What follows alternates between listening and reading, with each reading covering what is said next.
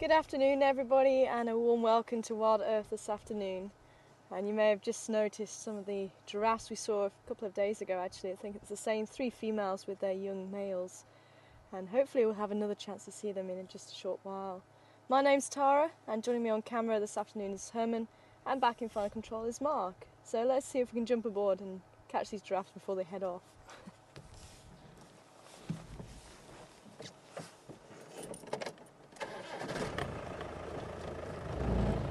Now we did have a brown snake eagle sitting in the tree opposite us.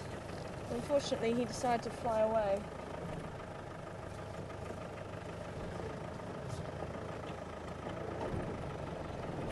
There's the sun, there's the sun.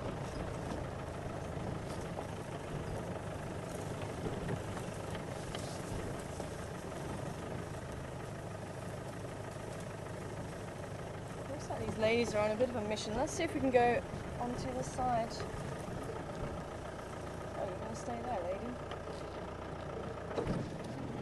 Quick look at the youngsters before heading around towards the marula tree where the other two are standing.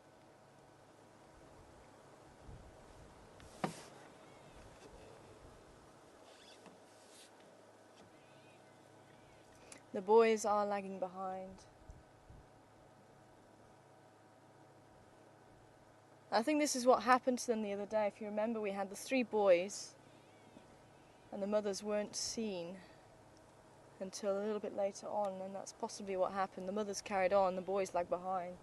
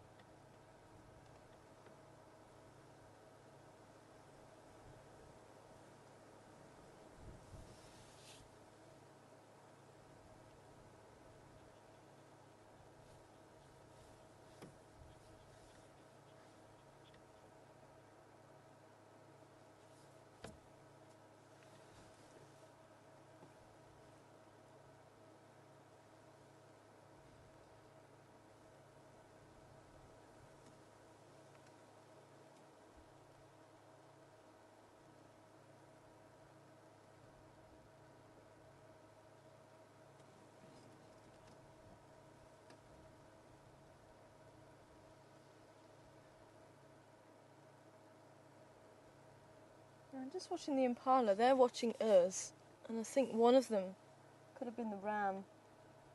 Scared them, and that's what scared the young boys.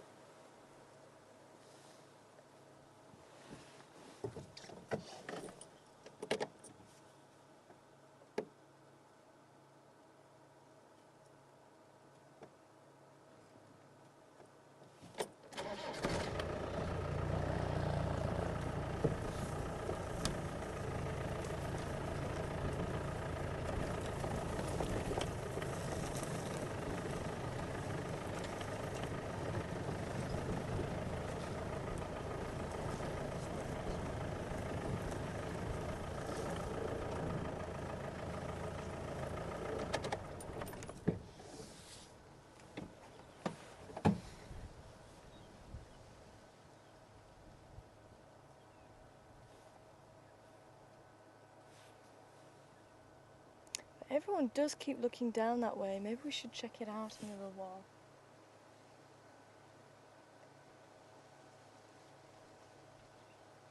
But it is very strong wind this afternoon, so it's going to be a little bit more difficult to pick up the sounds. especially with the wind swirling around and the sense of any animal. The female possibly picking up some bone from the carcass a little while ago that the lions took down. Yep, looks like it. They'll often pick up pieces of bone, and the males actually join them as well.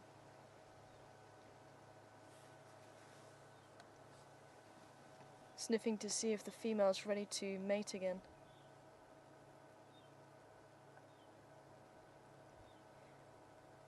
But they will supplement their diet eating bone. It's known as osteophagy.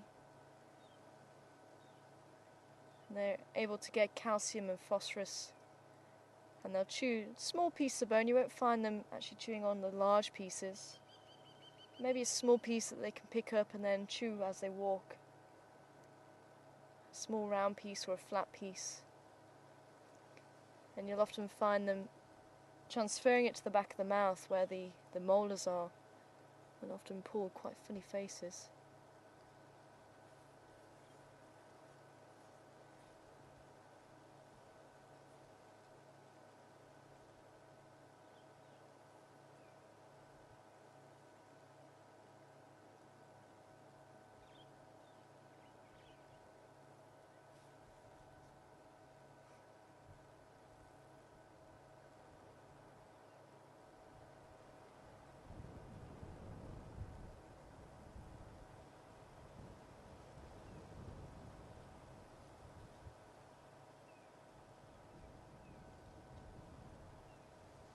You'd often find animals are a little bit more edgy when it comes to strong winds in the bush. They do seem to be taking extra care, and I wonder if they are detecting a predator that was here earlier. I did hear some of the guinea fowl shouting first thing this morning.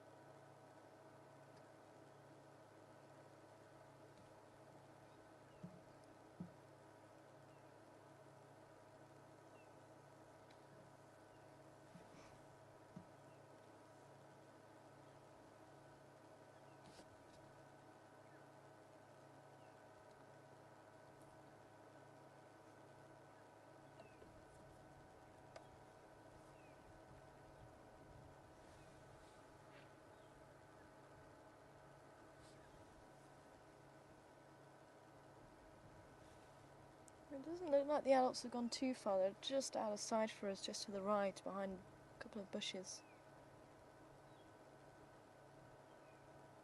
They certainly seem quite interested in something. I can just see an impala ram. Maybe it's the horns that they're seeing.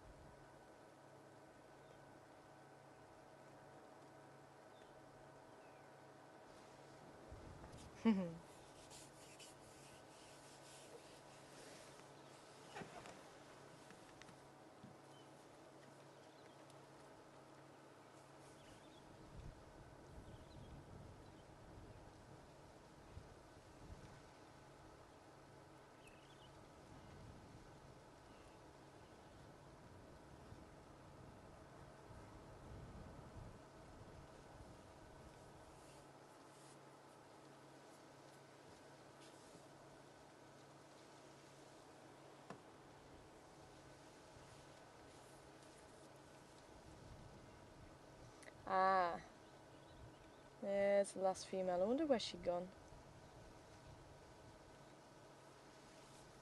It's possibly what they were seeing.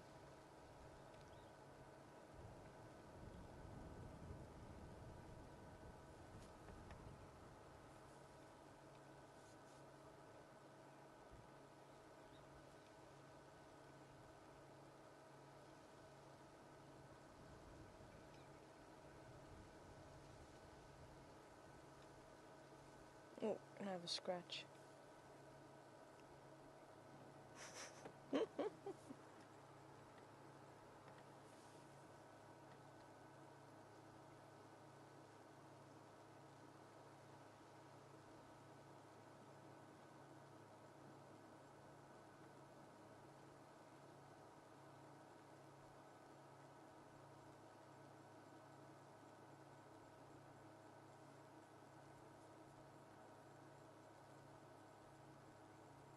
Even though they have such a long neck, it can still be quite difficult to get to those places.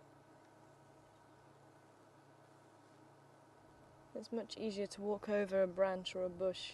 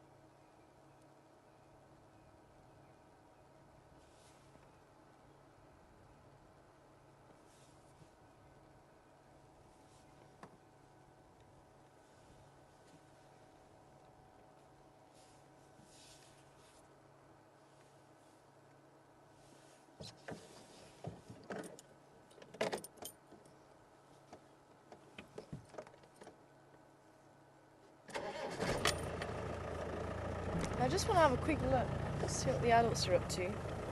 Just want to see if the male's still following the female. Now the youngest calf is probably just over a year old. I reckon it's probably about a year and maybe 2 months or something. The other one maybe about a year and three months, 4 months. Not too much between them. So the female could potentially already be pregnant or just coming into estrus.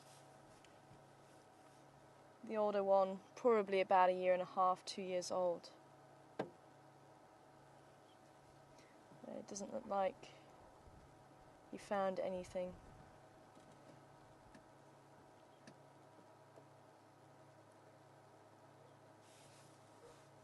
And this is the bull with a patch of fur missing on his neck. We have seen him a few times now. Which one on there? The one left. Yep, him.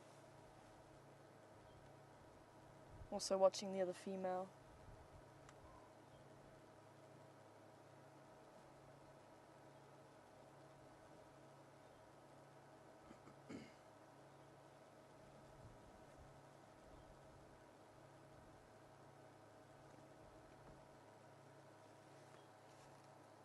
I thought I just heard a baboon calling.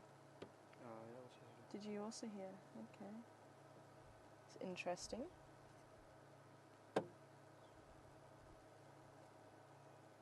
But only one. Maybe there was a bit of a dispute going on.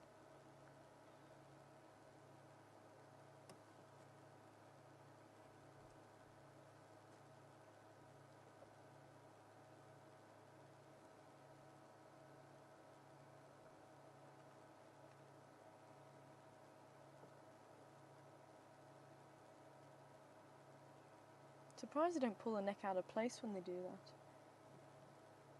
that. Makes you wonder if they do get cramps in the neck. Although the way they hold it is actually a relaxed position. It takes a lot of effort for them to push their head down to the ground. It's quite an elastic muscle that will help them to come back to about a 45-degree angle when the muscle is at rest.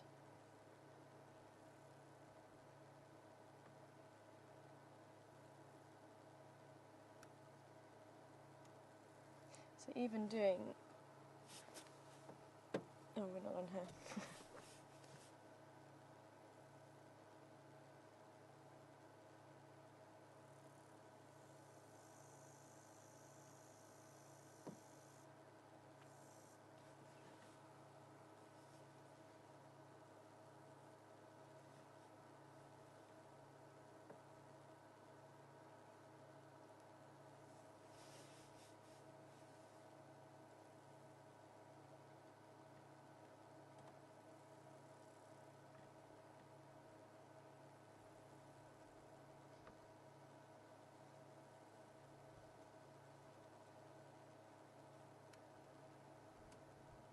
Oh, male's had enough. He's moving on. Maybe he's going to go in search of some other females. But there we go, the female that's coming out now. Oh, there he disappears. But the female that you should be able to see now, you can see she's got her head held low again. I think she's looking for more bones.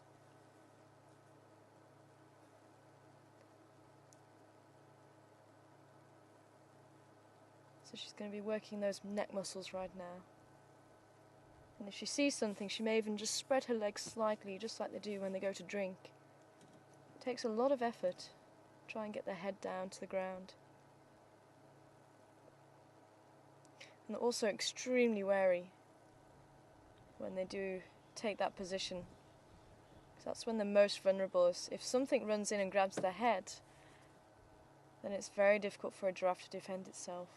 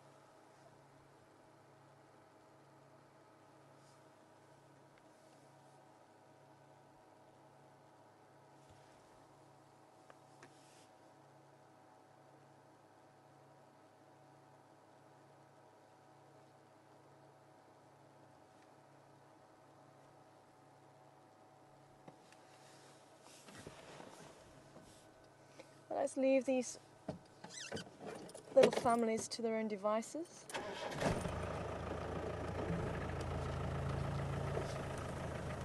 The male's gone, he's on a mission. I do want to have a look around on the southern side of the quarantine area. So everybody was looking down there. I wonder what it was they were seeing.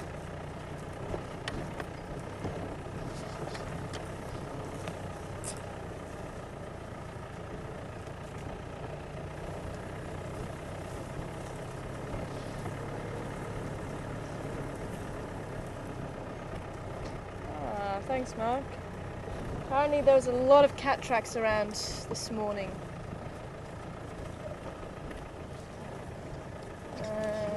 Looks like the impala have settled down.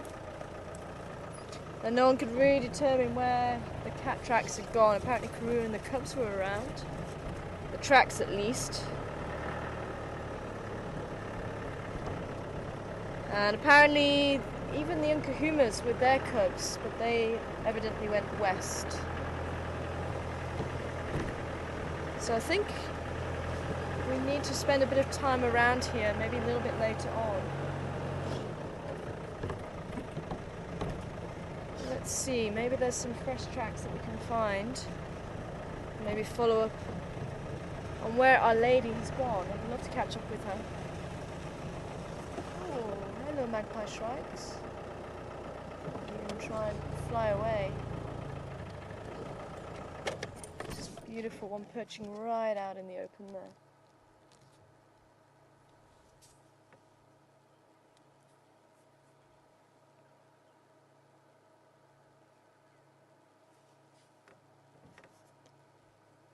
That beautiful liquid whistle of theirs.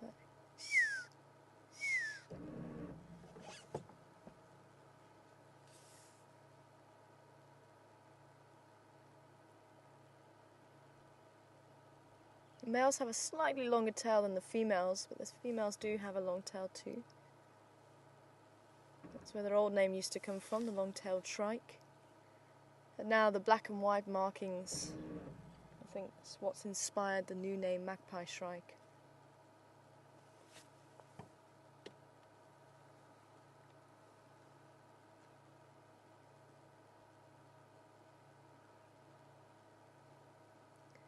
Sitting in a marula tree that still actually has a lot of leaves. There are a few marula trees that are also losing their leaves quite rapidly.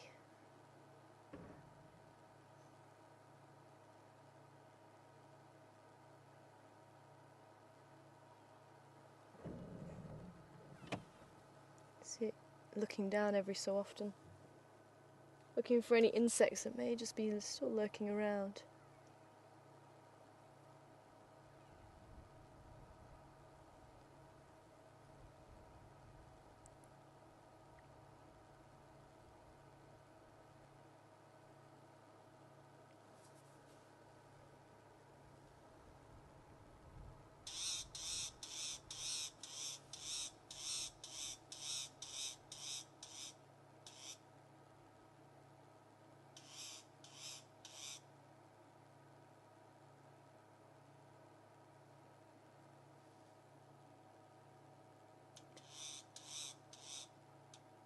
And that sounds like it's warning the others there's something on the ground that isn't so good. And all the other birds are coming in. Buffalo weavers too, by the looks of it. The rest of the family are coming in to have a look. I reckon it must be a small snake or something.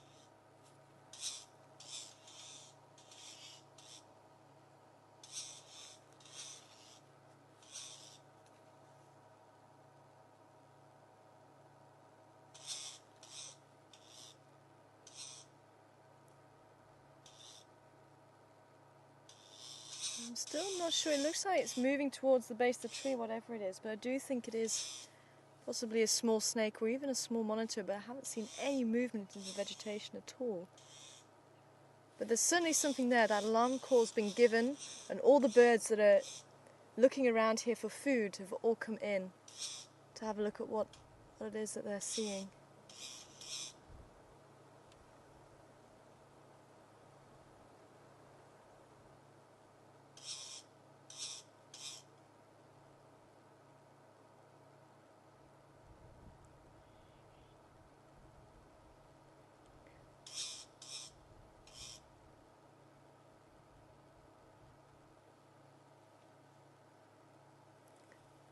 Well, most of them seem satisfied, they know what it is.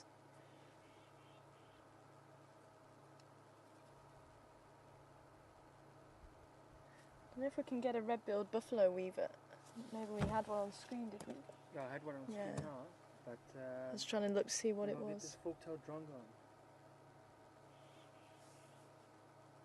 Oh yeah, the fork-tailed drongo is also coming to see what's going on.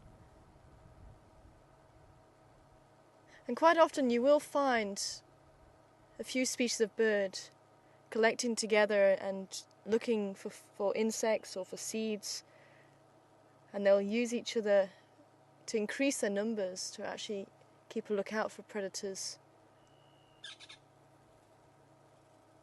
It's known as a bird feeding party. And there goes the buffalo weavers now.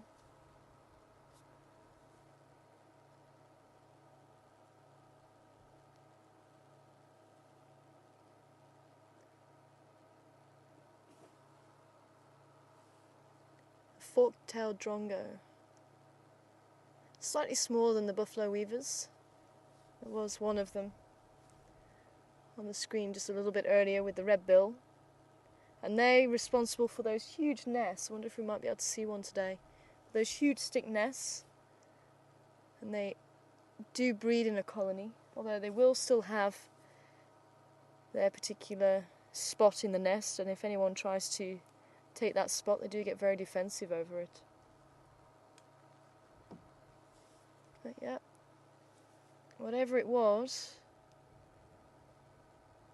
is gone now.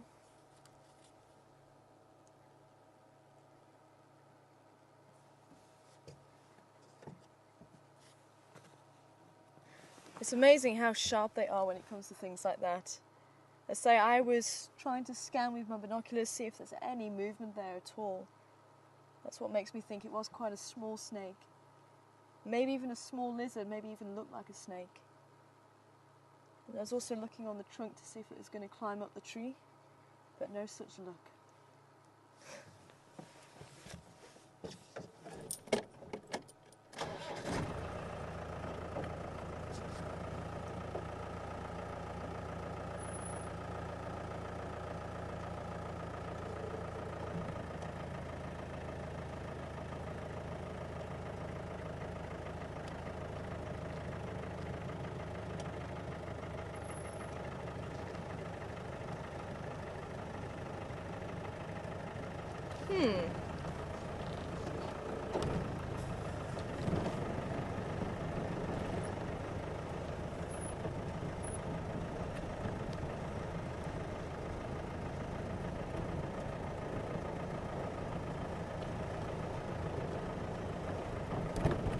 It's all happening on quarantine, eh? Yeah, apparently so. And it was all the... when was it? A few days ago now. The lions and the leopard. Warthog family up front as well. Ah, yes.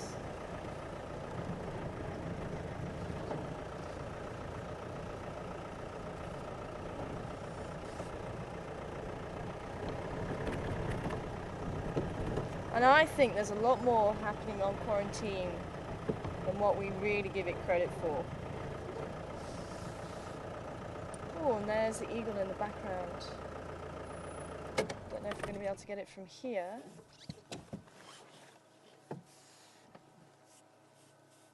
No, don't run. Somebody was hiding just to the left of us. The big male going, "What are you doing?"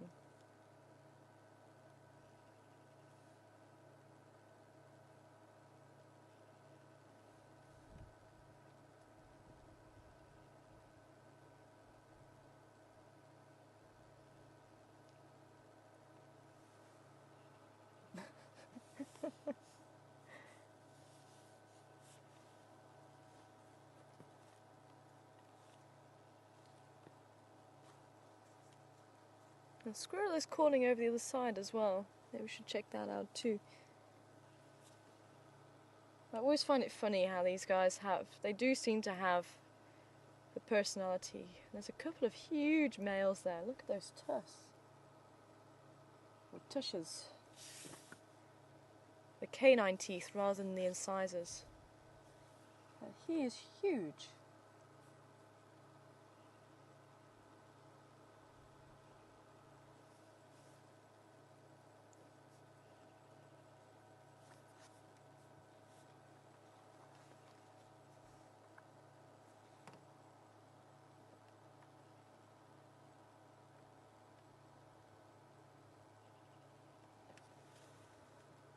Oh, and there's the eagle.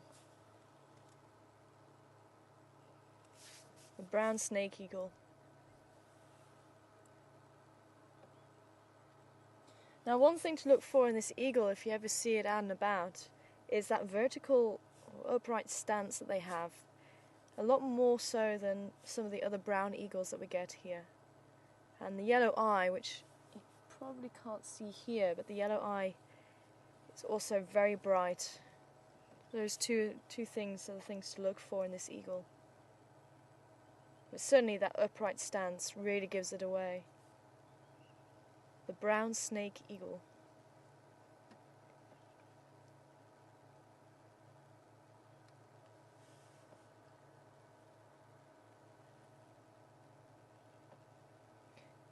And quite interestingly, it looks like the warthog have kind of taken that big boar on board and thought, well, okay, he's not running, so we don't need to run too far then. And it's quite interesting, the behaviour of one animal can actually affect another, and it's the same as in humans. They've done quite a few experiments on that, actually. Interesting experiments.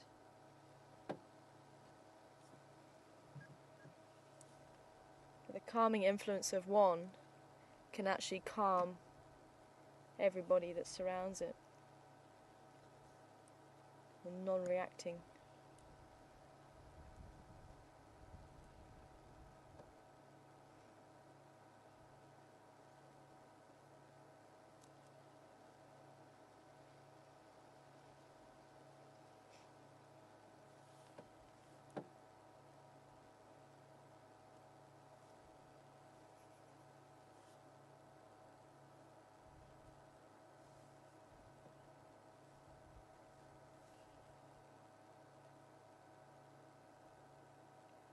Okay, well, the squirrel is still shouting.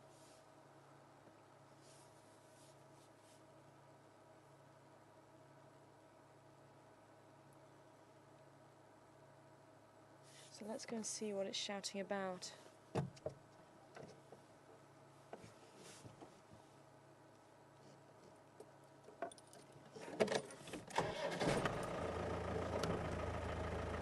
Might be something, it might be something big, it might be something small.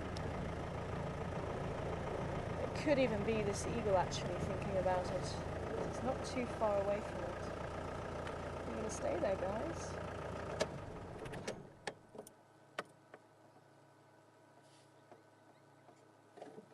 Yeah, now I can hear.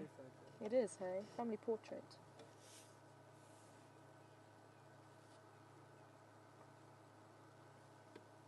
Yeah.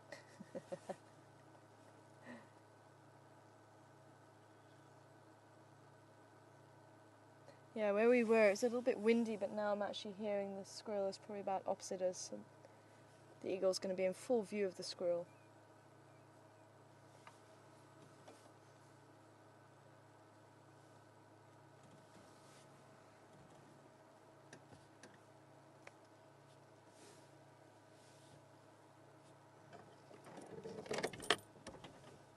Looks like there's possibly two warthog families there. Two females with the piglets. Maybe they're related.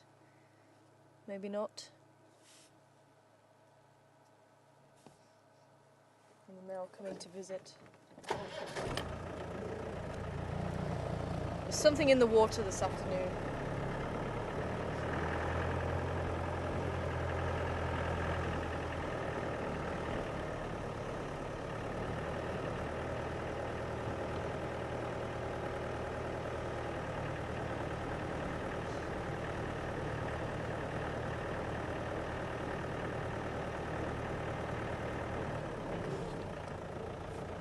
Try and see that eagle a little bit better if we can. Just pull around here. We might just be able to see his eye in the sun. Ah!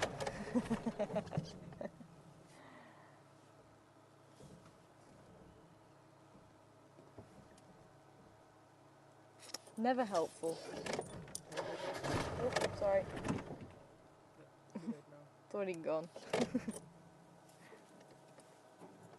gone down to the dam. More towards Chalapan. Wait, no, he actually came back again. Oh, did he? Yeah. Okay. He went out that way and then he came back to the dam. Maybe we should go have a look down by Gowrie Dam then. And then Twin Dams. Oh, there he is. No, This is another one. there's a tawny eagle. Must be. Let's have a look. He looks smaller, but maybe it was him.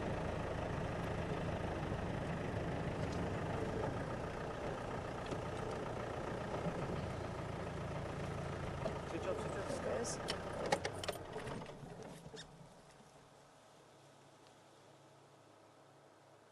Oh no, it's the Gymnogene.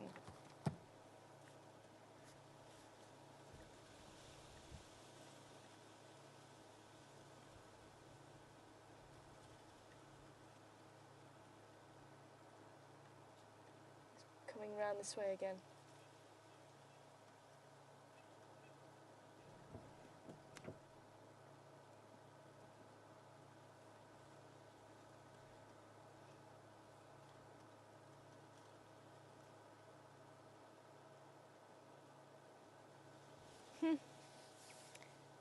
Nice.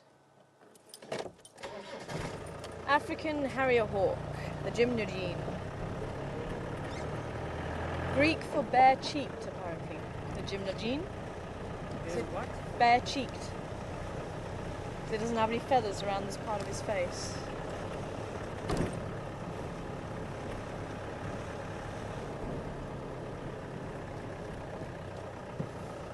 I think that was a question I actually didn't get a chance to answer a few days ago.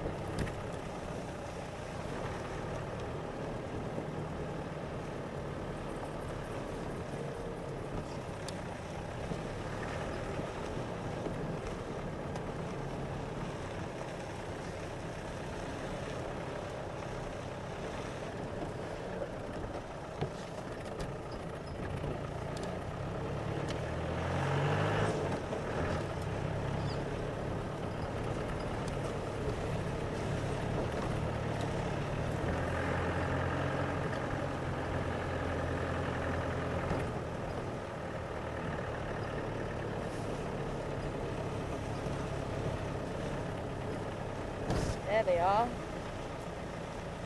Let's see if we can get just out of the glare of the sun a little bit.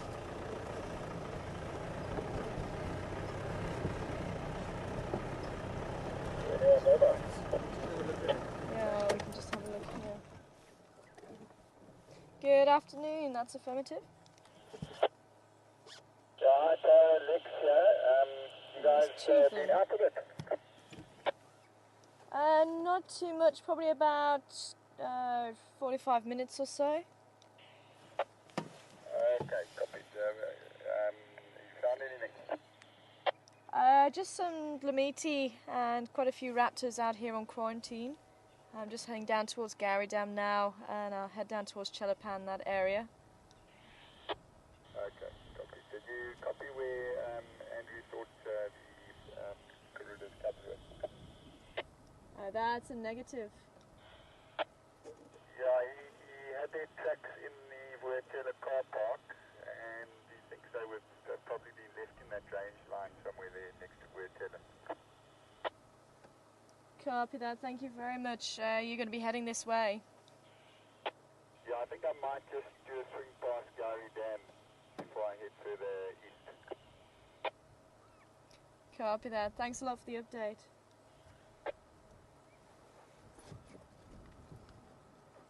That's interesting. Apparently, Andrew thinks that the cubs may have been left down in the drainage line behind the lodge. So I do wonder if Karula is out and about here. So what I do want to do is come back here a little bit later as well. But we'll do a drive by the Gary Dam and have a look around there. It's great to see two brown snake eagles together.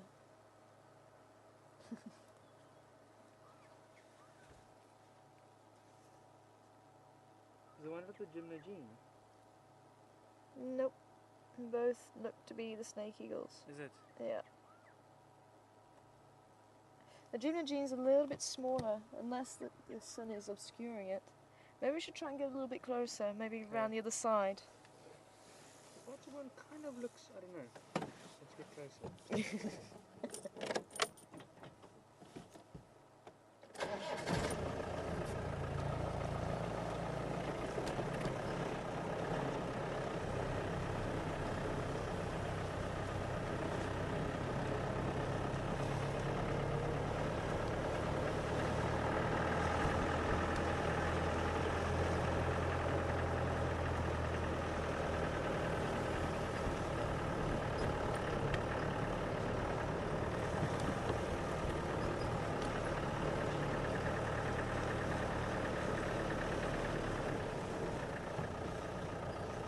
See if we can get them from this angle. That's still not brilliant, but Take this back.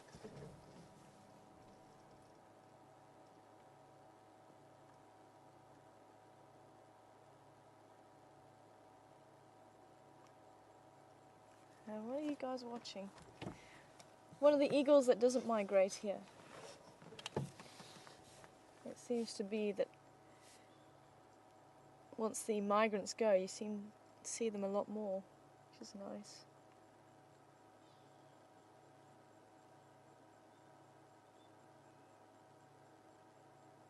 And as the name suggests, they do eat snakes. It's quite interesting to see them eating a snake, actually. It looks like they eat a piece of spaghetti. I've seen them eating it on the wing. So they'll catch the snake and take it up into the air and then start eating it. Brilliant to watch.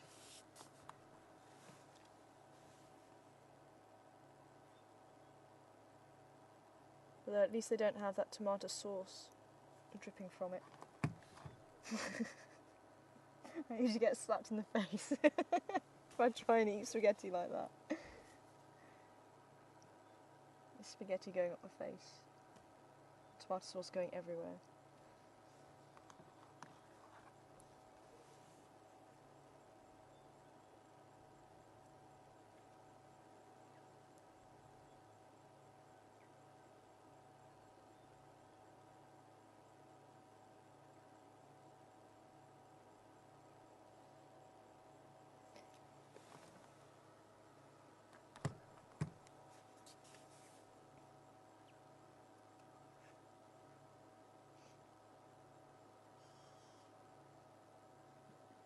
And obviously all the other birds not happy about their presence.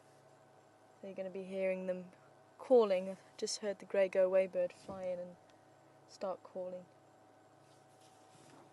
Now, shall we see if we can get a better view on the other side? And have a look around Gary Dam. I still want to try and show you that beautiful big yellow eye if we can.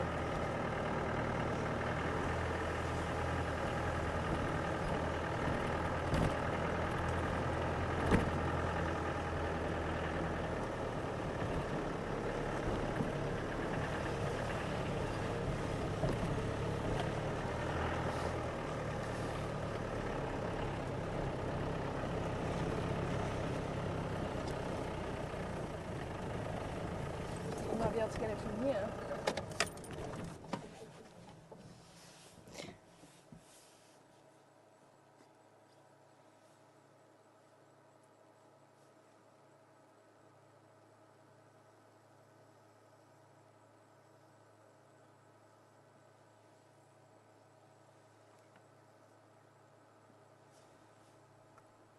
You can kind of see the yellow eye there.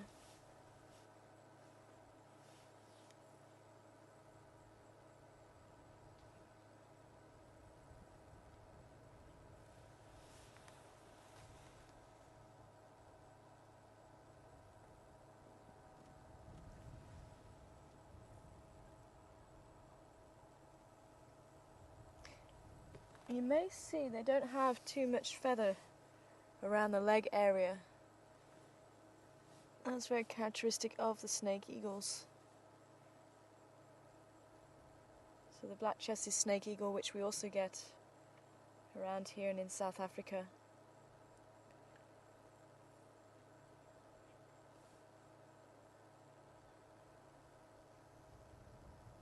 Oh, there's also some little bee-eaters around. Just saw one.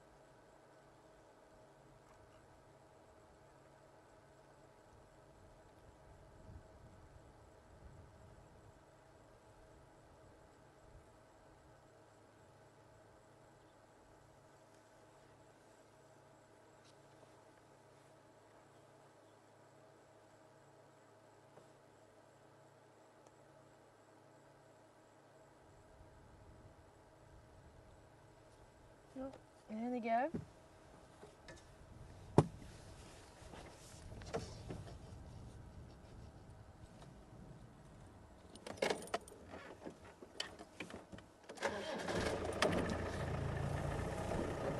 Always nice just to spend a little bit of extra time with the raptors, especially. I think that's probably only the second time I've seen the brown snake eagle here.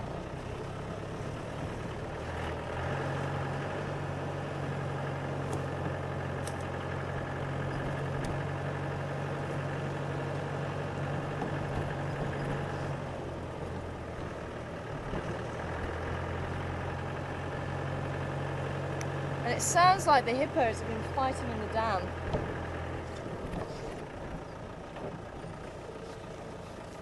And I wonder if they're still at it. Well, I haven't heard them too much today. Oh, sorry, drongos.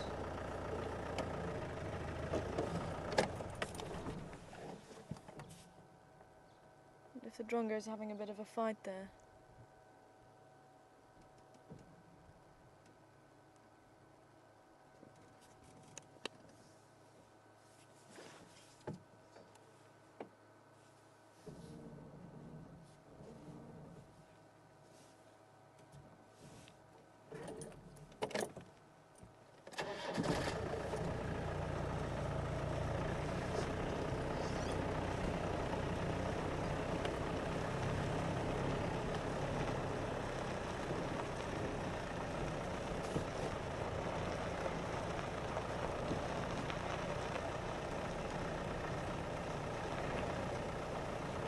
Oh, nice. Grey heron.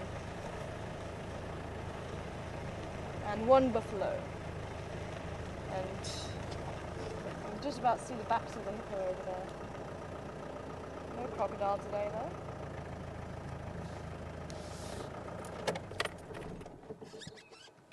It looks like all this pondweed is dying off. Actually, it's not pondweed. Oh.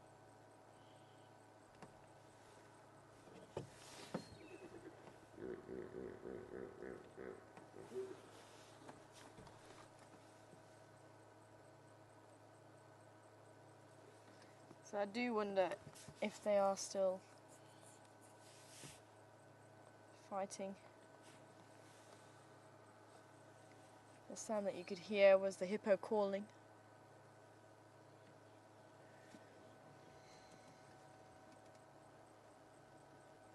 And the hippos are right in the way of the sun, so I don't think we're going to get a chance to see them. I'll try and show the hippo. I don't know if you can, it might just blind everybody.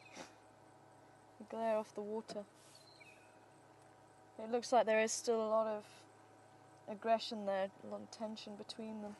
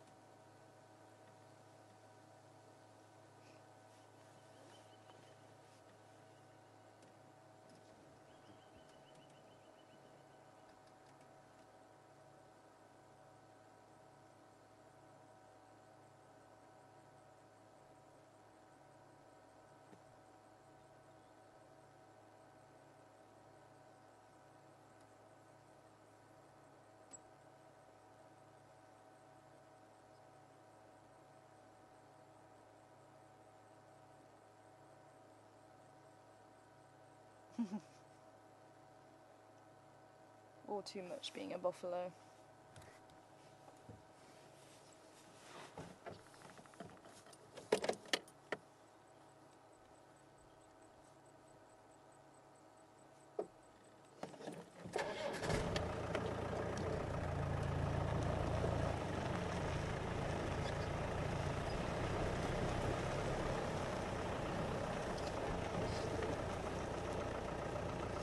See the heron from there? Yep. Oh. Beautiful grey heron. Juveniles are not as dark, or the cap's not as dark as the adults, and that very striking white. Oh, there's a slender mongoose on the road. Oh, there he goes.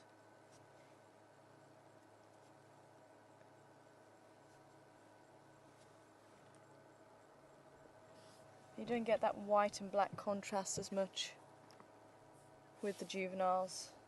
And quite often that's the same for a lot of birds. The juveniles tend to be much duller in colour. They don't have these bright plumages of the adults. And that's got a lot to do with keeping them safe from territorial adults. So that they don't actually turn aggressive towards them too early, especially as they're growing up. So that's why you tend to get these drab colours, or difference in colours from the adults. It's coming back down to the shoreline there.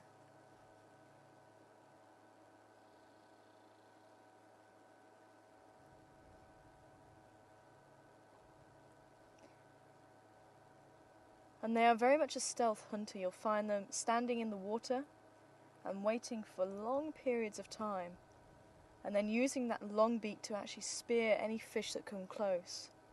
And you'll even get some species where the toes are slightly different colours. So the little egret, which looks very similar to a heron, just much smaller, and white all over. And they have black legs with yellow toes, and it's thought that those toes may look like worms. So when they wiggle their feet, the fish will come over to try and eat the worms, and actually they're the toes of the egret.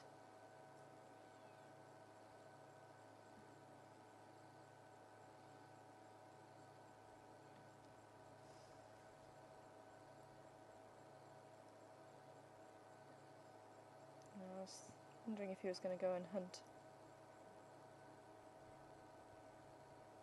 And I wonder if this is our grey heron that likes to go swimming. Not normally a behaviour you see in grey herons, but there is one that will wade right into the water.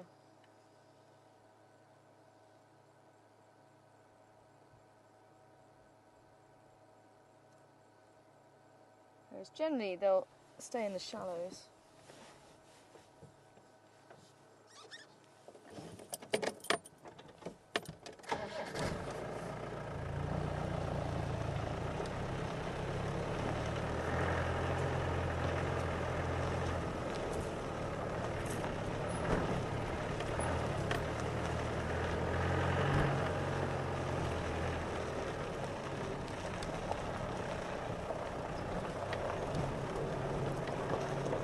Anybody wanting to send through any questions today, please do.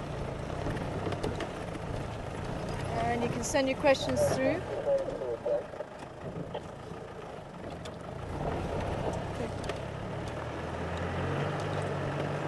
Questions at wildersafari.tv. So if you would like to send through any questions.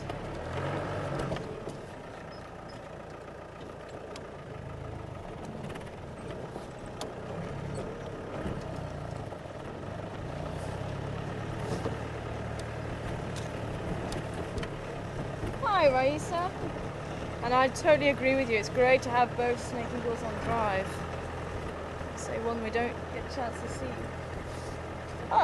Oh, thank you very much Raisa. Sorry, saying nice to have both of those on drive.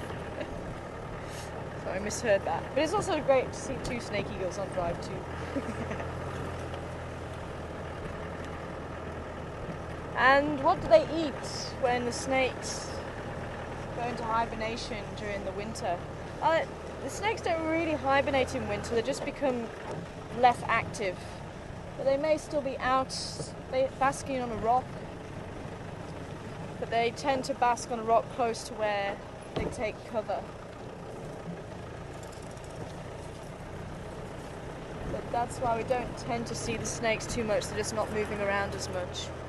But they do also eat birds, and that's one of the reasons why the birds do get a little bit upset when they do see these big raptors, or any raptors actually. You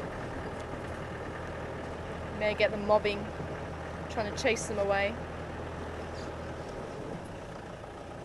And small rodents, like the squirrel, hence why the squirrel I think was getting upset by them being there.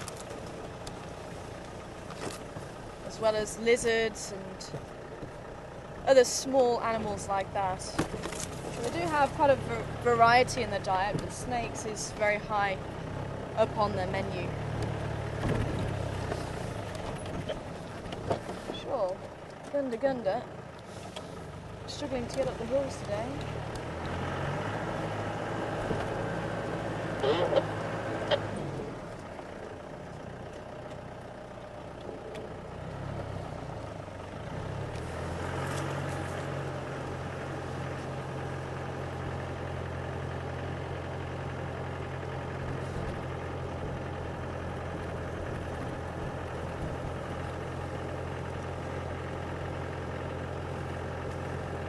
Hi Ed, welcome on board this afternoon, good to hear from you. An interesting question there. Does an animal, whether it flights or flees or stays, does it give an indication of its stress level? And to a certain degree, I wouldn't say stress level, but it's more known as comfort zones. And an animal will have 4 comfort zones, and these can be different for different animals. They can be different for the same animal on different days and even moments in time, depending on what happens. So you get sort of the first zone, that's the comfort zone, and they don't acknowledge you there, they don't really care about you being there. If they do acknowledge you, and they continue to feed and continue to go about what they're doing. Now that can change. That can be 5 meters for one animal, that can be 50 meters for another animal. Then you get to the alert stage. Maybe we should just have a quick look down here. I'm not going to go right into the drainage line, but maybe it might be worth us just having a look down here because the lodge is empty. You never know, Karula and the cubs might just be out, sunning themselves, enjoying some family time. But you get to the warning stage, the alert stage, and that's when the animal picks its head up, maybe has a look at you, maybe decides, and sometimes they'll go back to the comfort zone. So if they decide actually you're not a threat, they don't really care about you being there, they go back to feeding. But then you do get the warning zone, and that could be the animal actually reacting to you, maybe snorting or stamping the feet or throwing the head around, maybe just to warn you, hey, you're getting a bit close, or hey, I'm not happy with you being here. And then the last zone is the fight, flight or charging stage, and that's where they may remove themselves or actually follow through on what they've been warning you. So it can change, and say if you're sat with an animal and they're quite happy with you being there, and all of a sudden someone stands up on the back of your vehicle, that animal can go from being quite comfortable to being maybe alert or even warning you, saying, hey, I'm not happy with that. So that's how quickly these things can change. And stress levels can come into it, but sometimes it can just be, oh, I'm not happy with you being there, I'll leave. So with the snake eagle, I thought he was okay with us actually getting, the first time round, getting fairly close. Well, we weren't actually that close, we're still quite a distance from it. So I don't know if it spotted something, because it didn't even look at us when it flew off. So we may or may not have had something to do with it flying off, but I wouldn't really say that it was stressed as being there, because we weren't actually close enough to stress it out.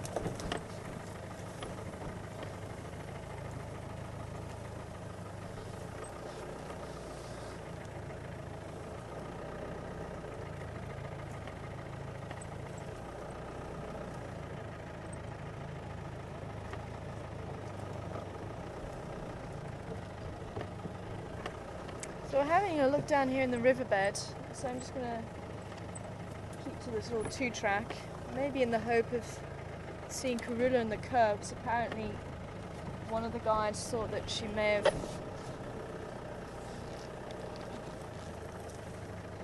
left the cubs somewhere down here, or she may even be with them. This was this morning.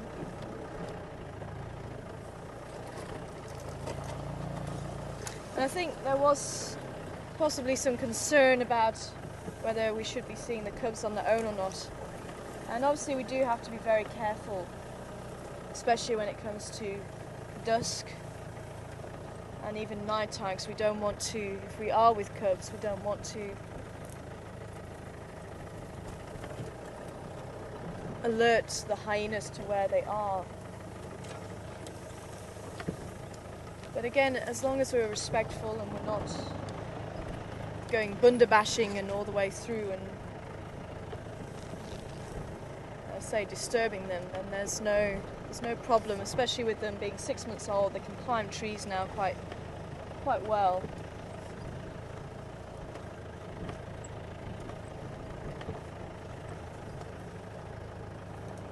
So there shouldn't be a problem. And that's one thing we definitely wouldn't want to put any of the animals in jeopardy, and that's why sometimes we will make the decision to leave the animals or leave a sighting if we feel that we're going to be swaying nature in any way.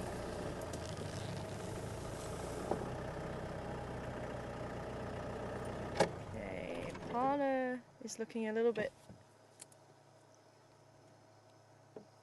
wary.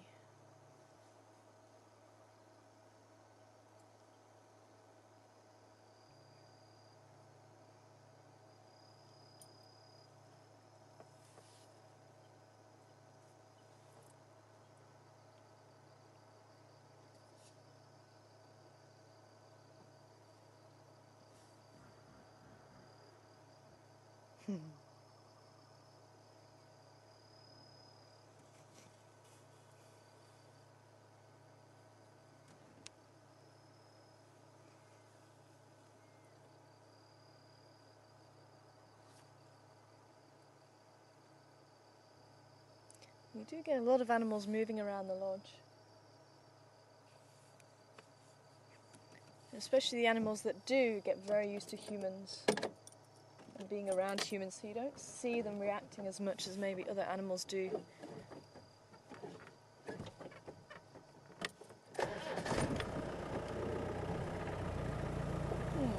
Okay.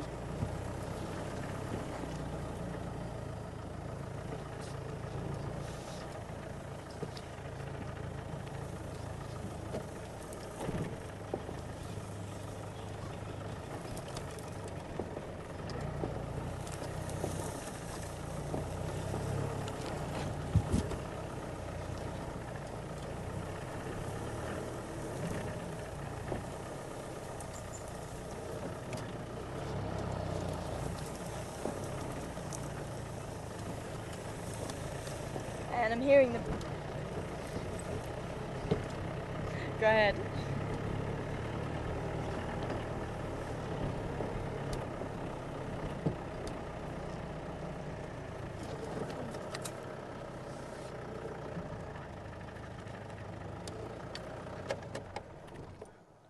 And a bit of an angle. Beautiful crested barbet here.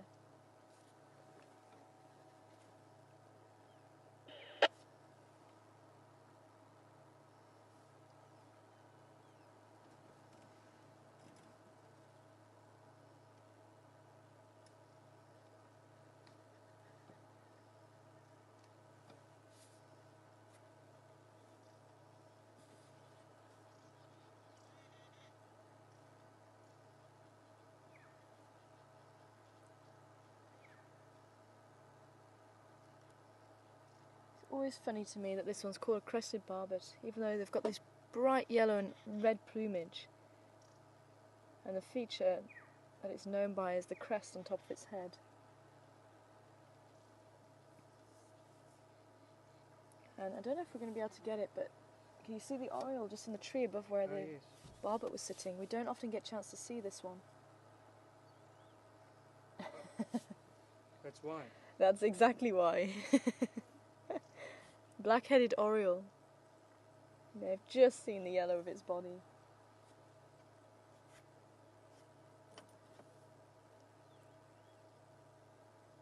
There he is, going up the tree.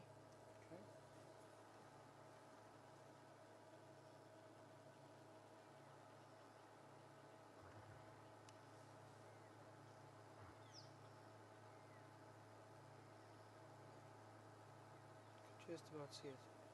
Yeah, just about. Can't see it anymore. Oh, wait. Oh, There you beautiful. go.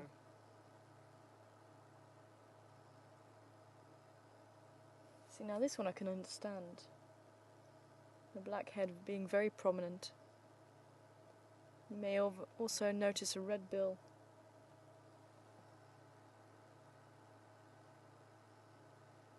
And that bright yellow of the body there. And even though these bright colours also will attract females, and you will often get males being a lot more beautiful in colour than females, especially if they don't have anything to do with the female at all when it comes to rearing the chicks or incubating. So they can afford to be these bright colours trying to attract the females. But they have actually found that carotenoids, which they take in from when they eat food, even though the carotenoids will help to make these bright colours even brighter, it can also be detrimental to their flight muscles. So it's kind of a trade-off. If you look bright and healthy and you have the sort of a problem with your flight muscles, it's showing how fit you actually are, because you're able to go around with almost a disability. But apparently it does have some effect on those flight muscles, and that has only really just come out recently in the last, I think, month or so. It's been in the headlines, well, not headlines, but in the scientific world. But there he goes. So let's continue on our search. I think maybe for now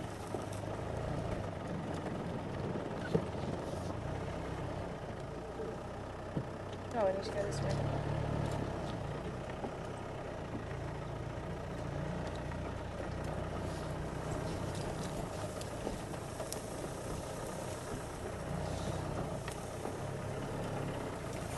Maybe let's go and have a look down towards Chelapan.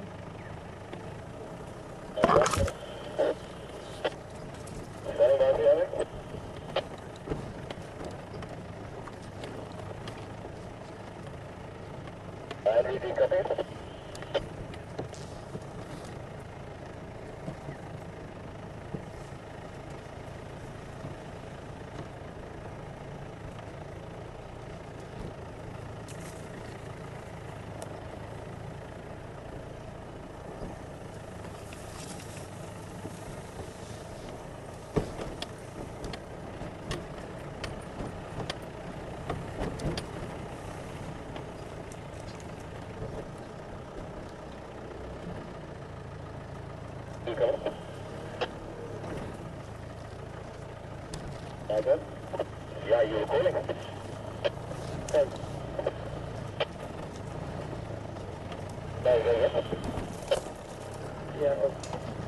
Yes, hello, sister.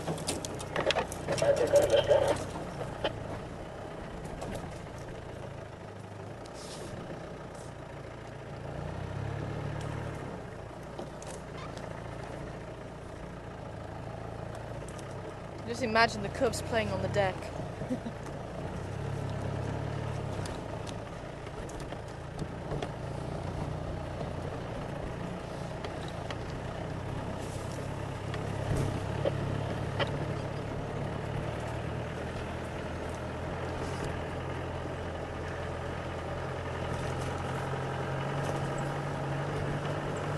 And good afternoon to Bill. Welcome on board. Good to hear from you.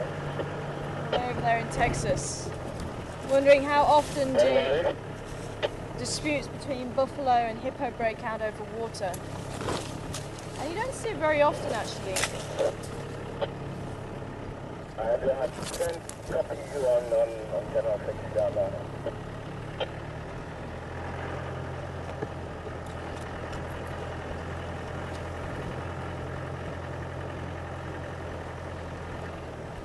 The only time I've really seen a bit of a dispute was when the hippo wanted to sit where the buffalo was sitting, and they were kind of nudging the buffalo out the way.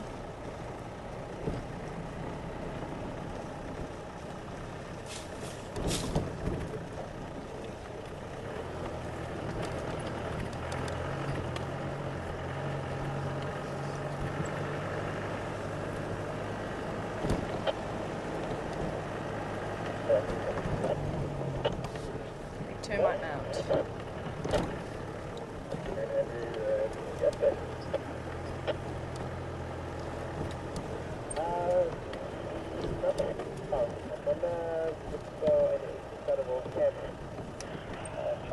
Following the massaging okay.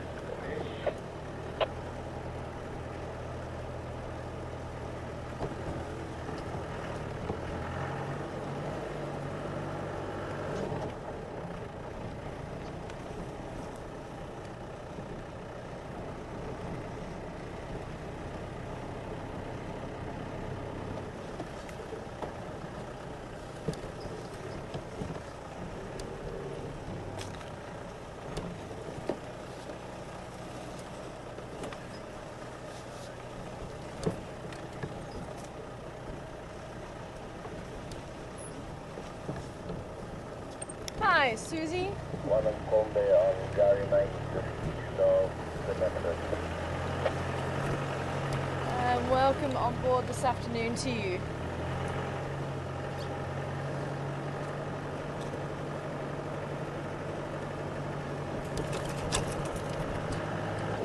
And yes, I have seen the baboon baby.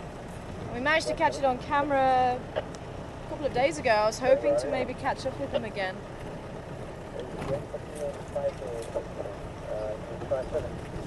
That's good.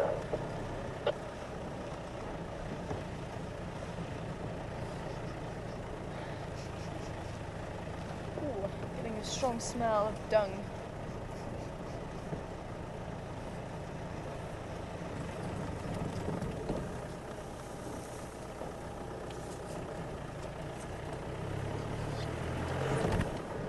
Let's see if we can head down towards Chelapan, then come back up this way, because I really do think at some stage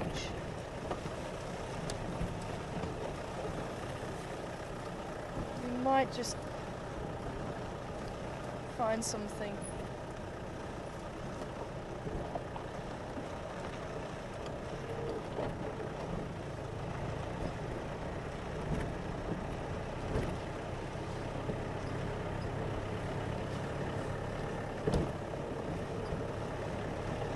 And also I wanted to know what happened between Safari and Karula.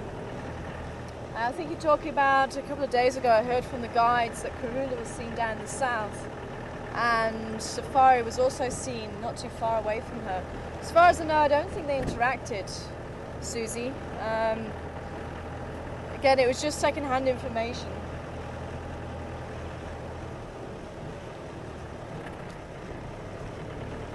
Oh, okay. And Mark's just saying that he found out a bit later on that Karula did chase Safari up a tree. But it doesn't sound like the cubs are with her. I think the cubs have been left here all this time on Western Gowrie. And the last time we saw the cubs was just outside Voyatella. And I think that's possibly she's been leaving them around here somewhere and just going off to hunt.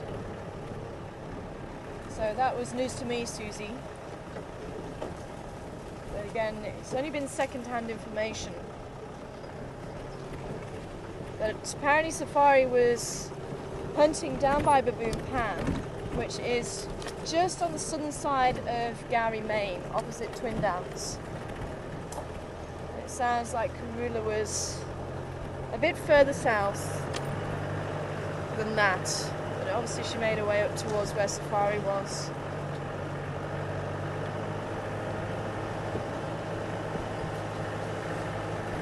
Interesting that she treated her though. Very interesting.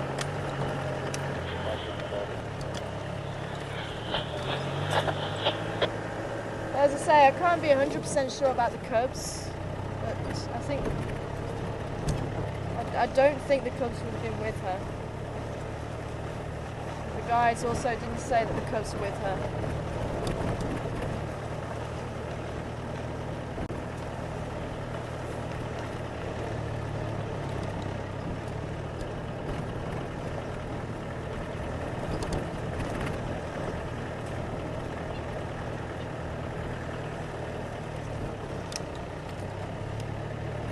Andrew, come in. Hello, Karen. I'm good, thanks. Hope you're well. Just to let you know, I was also looking around Gowrie Dam in the drainage line for any sign of the Amphibians and Karula. Lutu so far. I'm going to head back that way again in a short while.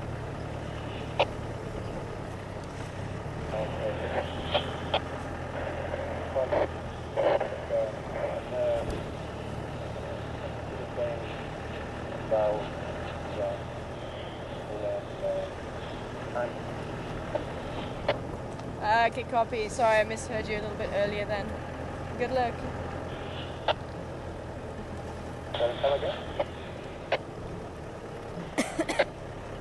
I misheard you a little bit earlier, I think.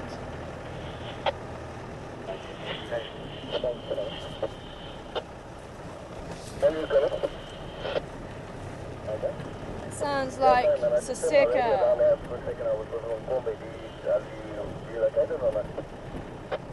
is on the move down by Cheetah Plains.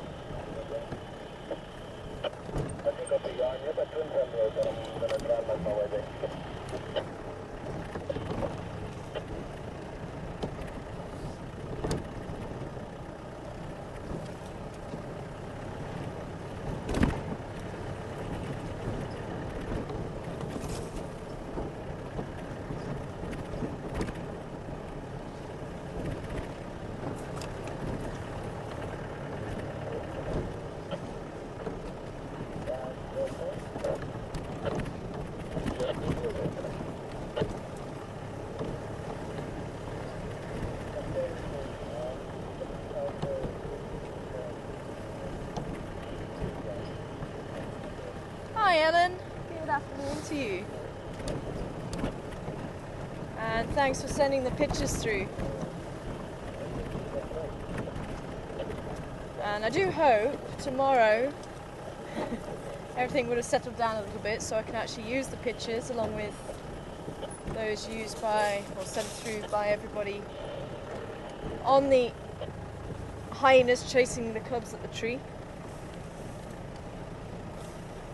So I know Mark said he's released a blog about his wonderful drive the other day with Karula and the lions. They're wanting to know how old the cubs will be before they're able to actually defend themselves and before the hyenas, or when the hyenas will stop chasing them. And, oh, Nyala bull here.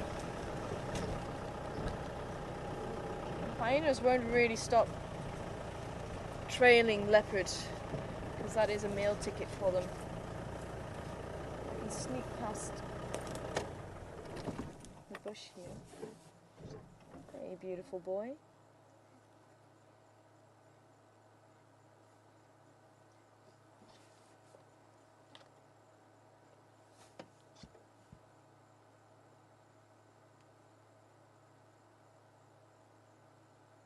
Stunning Nyala bull.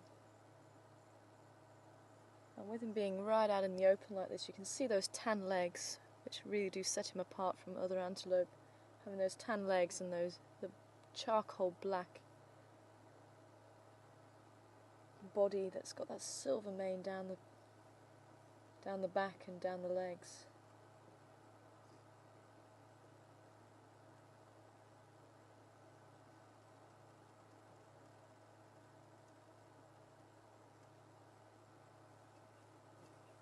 And the oxpecker there too.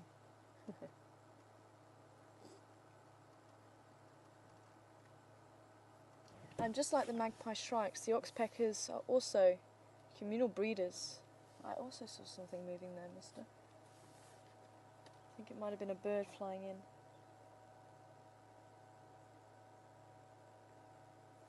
No, I think it was a hornbill.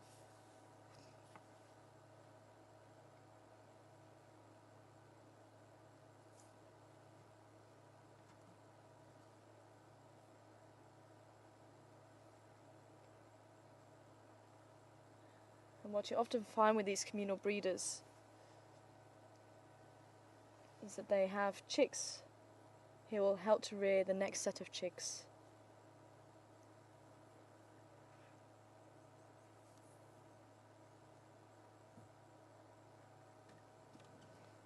And that actually increases the chances of survival for the oxpecker chicks, or whichever chicks you're talking about. And a surprising amount of animals, or birds should I say, actually do that. Some animals also will do that.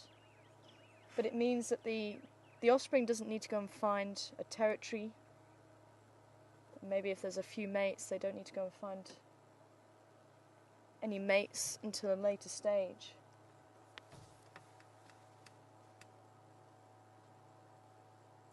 And they'll still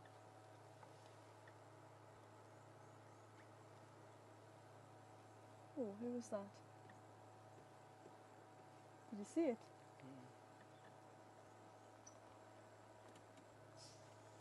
And there's the rest of the family flying in.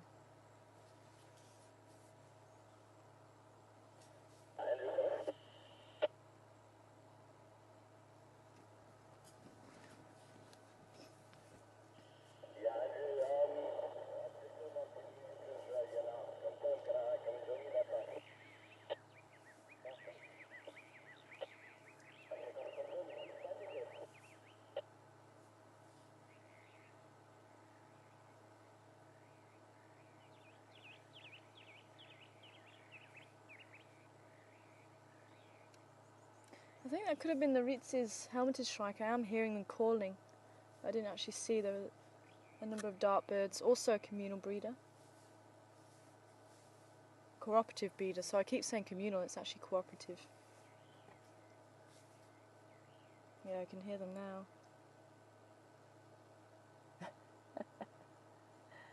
Getting annoyed with those oxpeckers.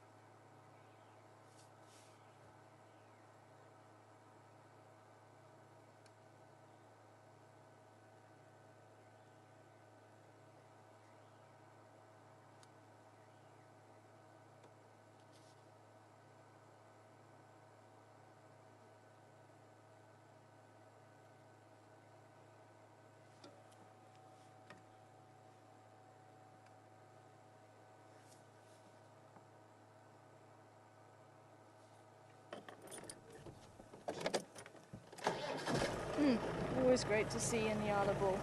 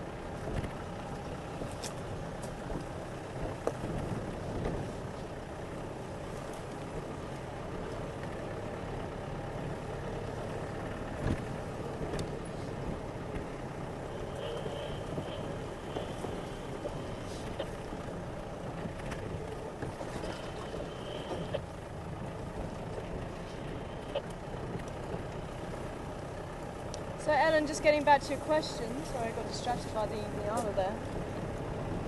What age will the cubs be able to defend themselves? And they can at least climb trees at this moment, and I would say that even at this stage, they're probably just a little bit small, but if they got cornered, I think they would give quite a good go at defending themselves even now. They've got the claws, they've got teeth. It may just be that if they get cornered, they would use those weapons. But obviously it's the size that they lack. So once they get to about a year old, they start to get sort of about half the size of an adult, or maybe even 3/4 the size of the adult. Maybe about a quarter smaller. So at least by a year old, they should have that size to work with them.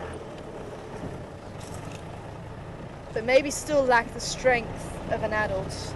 And it'll only start once they start making their own kills and dragging meat up into the trees and things like that. Well, they start really building up those neck muscles, but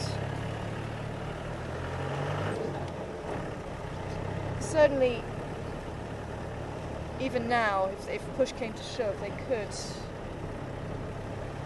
hide away in a hole or hide away in a tree if you had a bit of a height advantage there. They may be able to protect themselves, but obviously that's one of the reasons why they stay close to Karula and they stay with Karula, because she does have that strength and she does have the size to be able to protect them. But if you think about Mishun and Duna, when they were about a year old, they would actually stand their ground when a hyena came around, and they would actually stand their ground and stop or especially if they didn't have any meat with them. It was the problem it came when they had meat with them. But if they didn't have any meat, then we've actually seen Misha on a couple of occasions be half a meter from the hyena's nose. And the hyena kind of respected the fact that, okay, well, this cat could probably do me some damage.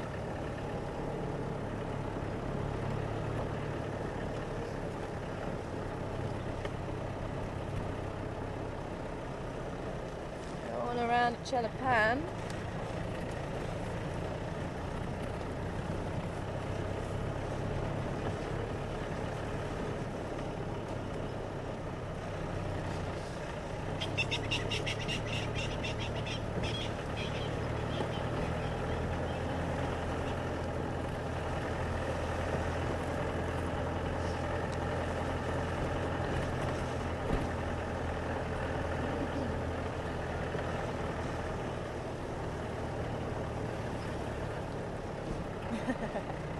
Hi Peggy, welcome on board. And you've never noticed oxpeckers or any dung on the animal's fur? And do they not go to the toilet on their dinner plate? Oh, if you watch most animals, they'll actually lift their rear end and actually squirt the dung off the side, and generally where a bird's sitting, if it actually aims well enough, it can actually aim off the branch. And I think I've never actually seen an oxpecker go to the toilet on an animal, and I do wonder if they actually do when they're roosting. Maybe they'll actually do their business then, or you do often see them coming down to the ground, and maybe they do it on the ground as well. But I must admit, all the times that I've seen oxpeckers on the animals, I've never actually seen them go to the toilet. And maybe if they do, they just manage to squirt it at the right angle, not to hit the animal fur. But you're right, I don't remember seeing any, say, dung from the oxpeckers on the animal fur.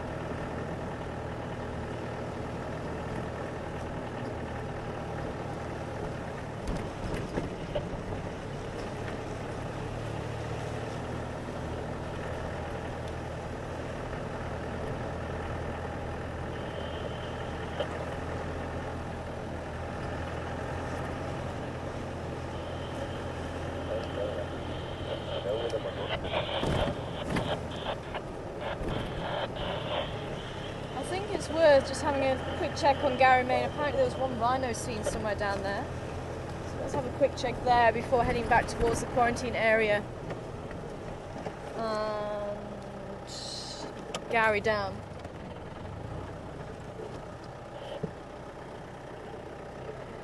I saw some tracks there.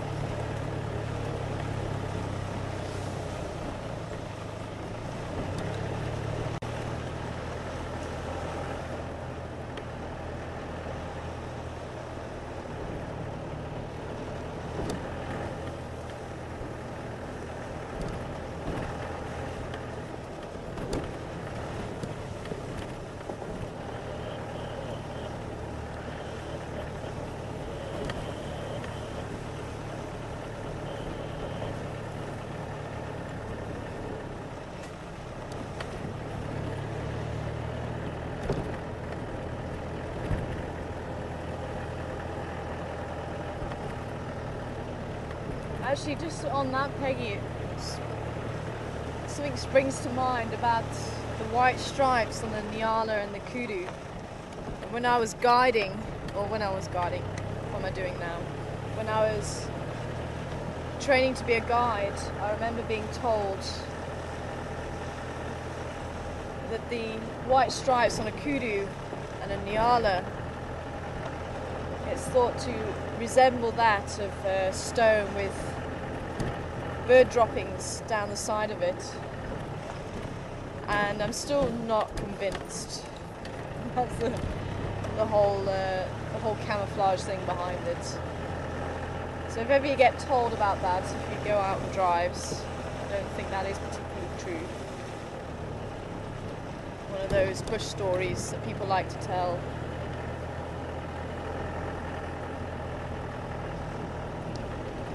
But what the lines do actually do is help to break up the outline of the body, helping to camouflage it better in the bush. I don't think the kudu woke up one day and go, oh, I know what to do. To blend in with the environment, I'll make myself look like a stone with bird droppings down it.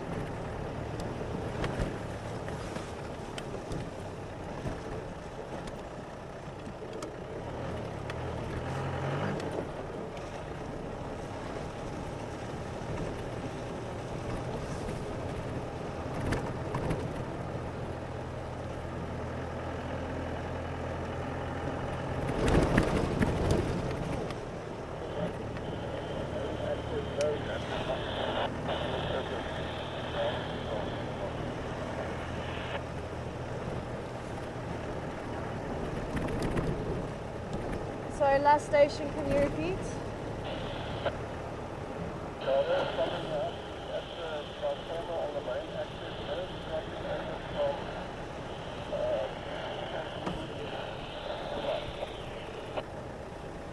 Copy that, thank you very much.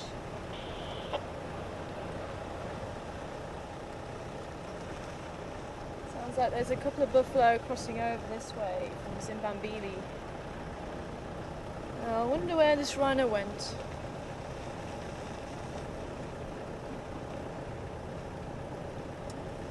There was supposed to be a rhino somewhere around here.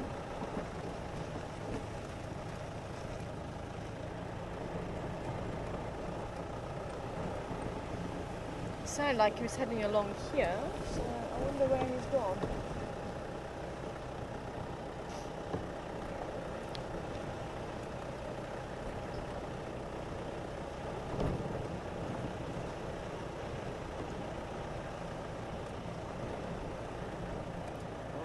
Maybe he's crossed over already.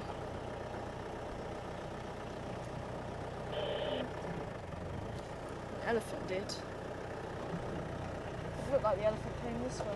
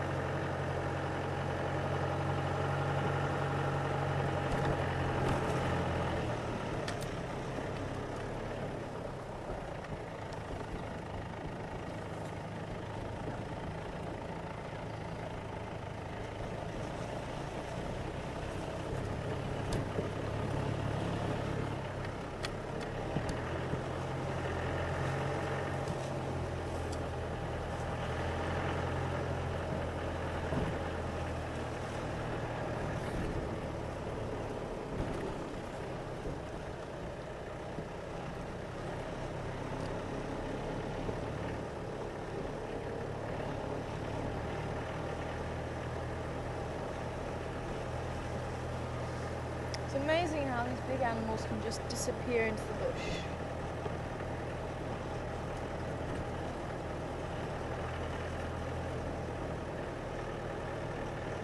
No sign of him at Twin Dams. There's been a lot of elephant activity down here.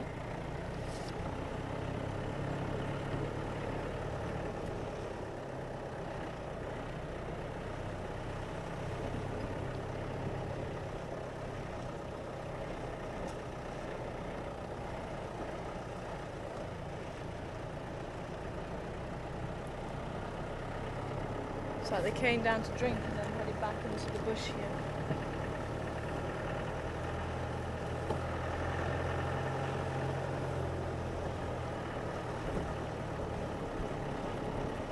Some of them did at least.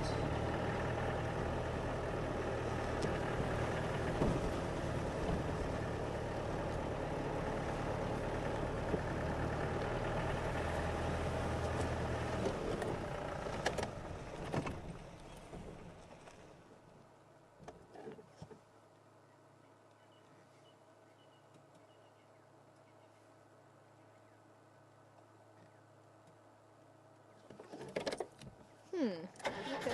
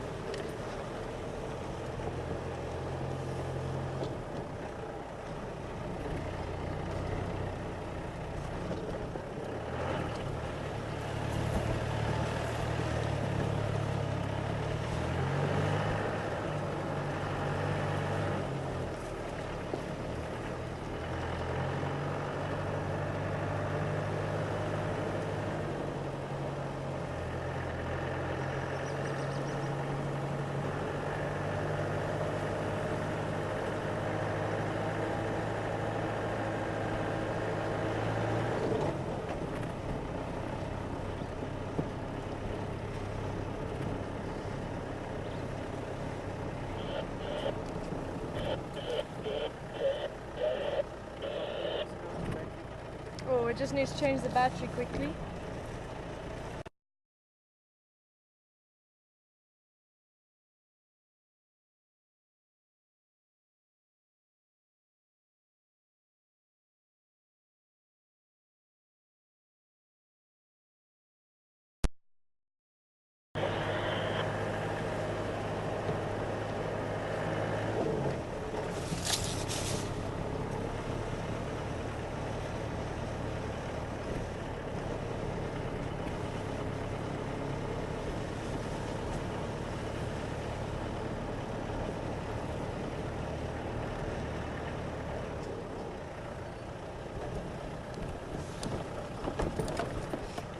Getting a lot of cloud cover again. Did have quite a lot of wind this afternoon. And there looked to be a couple of storm clouds brewing, but it looks like it's settled down again. But it has gone a little bit nippy.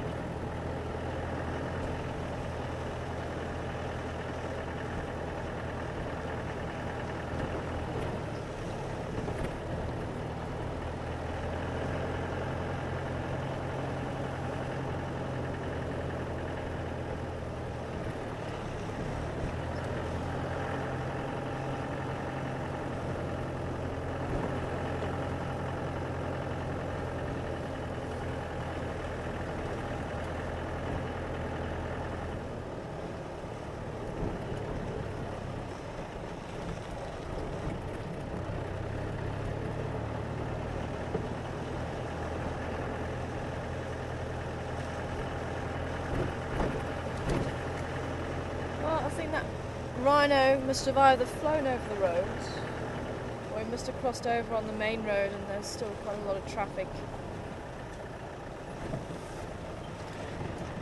Which may have just wiped out all the tracks. I didn't see any sign of him down there. But as I said, we're heading back towards Gowrie Dam. And maybe see if we're lucky with Karula out and about this evening.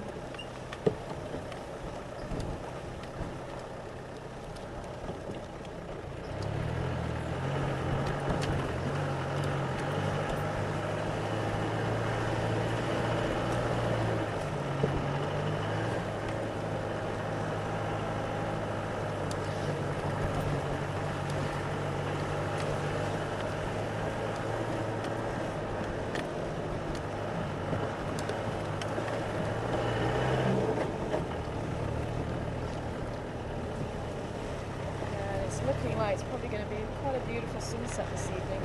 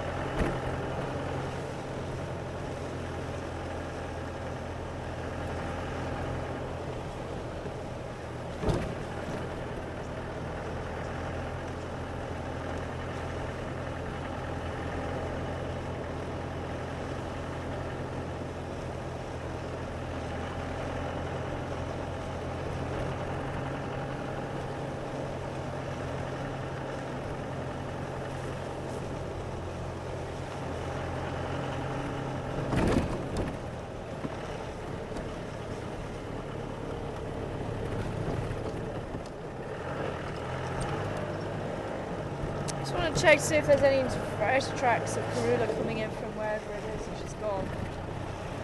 Maybe she stayed with the cubs. If anyone's just joining us, there was an update about Karula, or at least her tracks being around here all morning. And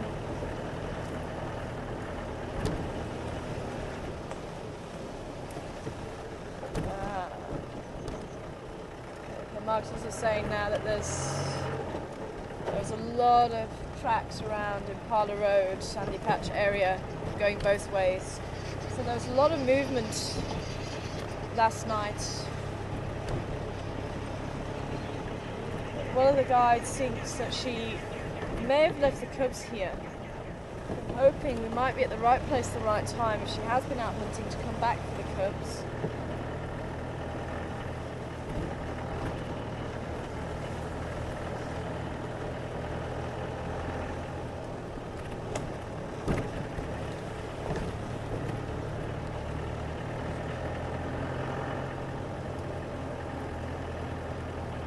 Oh, I see an elephant.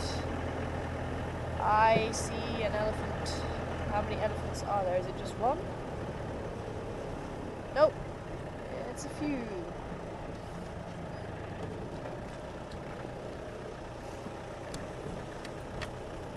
I wonder where these elephants came from.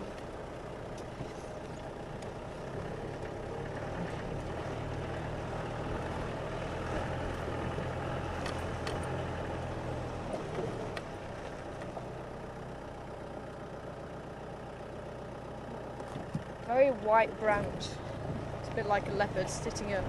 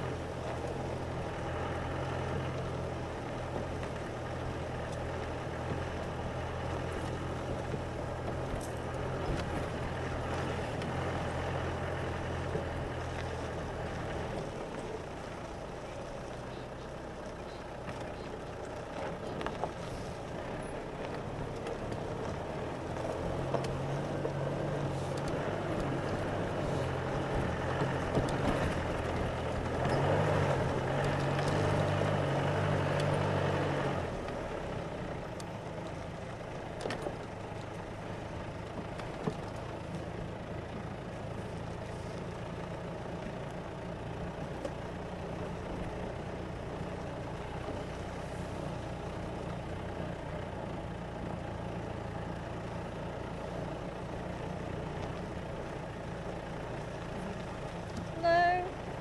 Oh, is that okay? Oh, thank you. Good afternoon.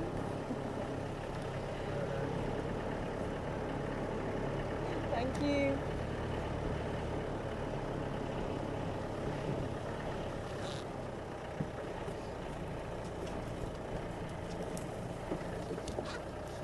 Just want to see where she's going. There's a baby one there right next to her.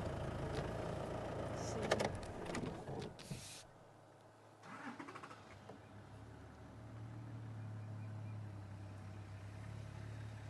I think I'm hearing another one to our left there.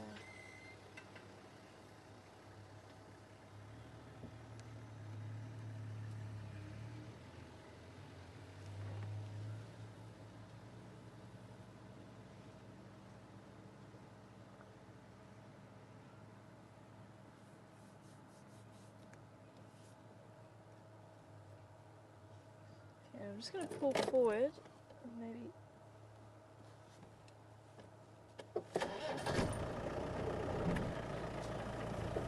try and have a better look.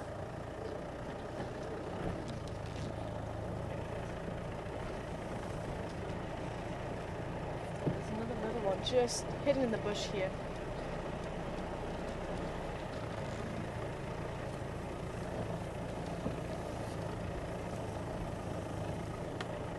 There's the teenagers.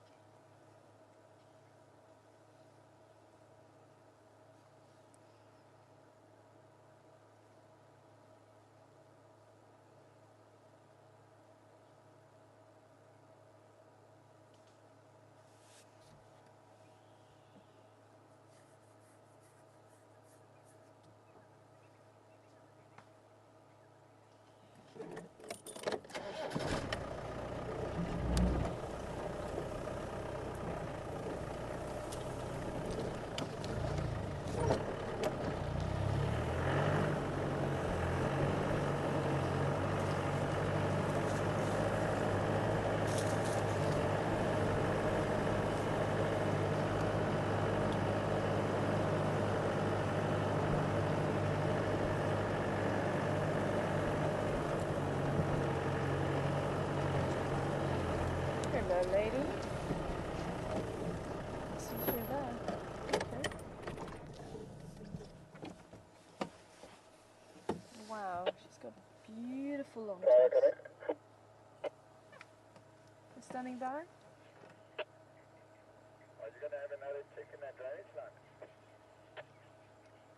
Yeah, I think I might do as soon as on this side.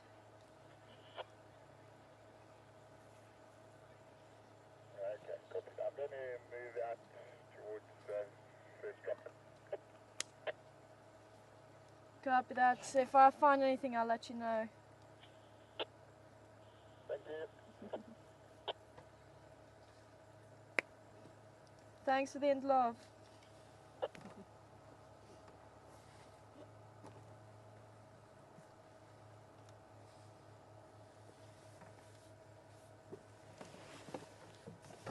Let's see if we can go around and get another open area.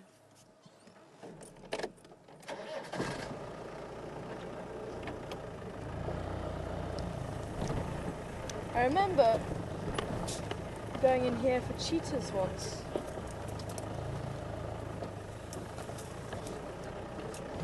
There's quite a couple of very large open areas deeper in this part of the bush.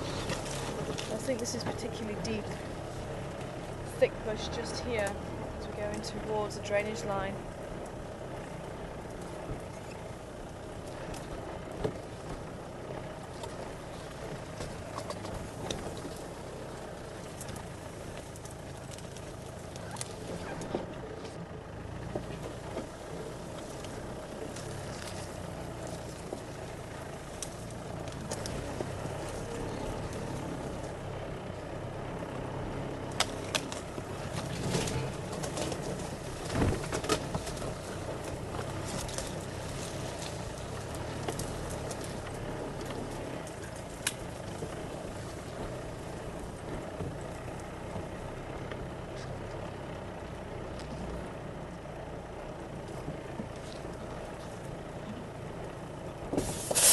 Oh dear, that's not good. No. Oh dear. I found something hidden. Sorry, lady.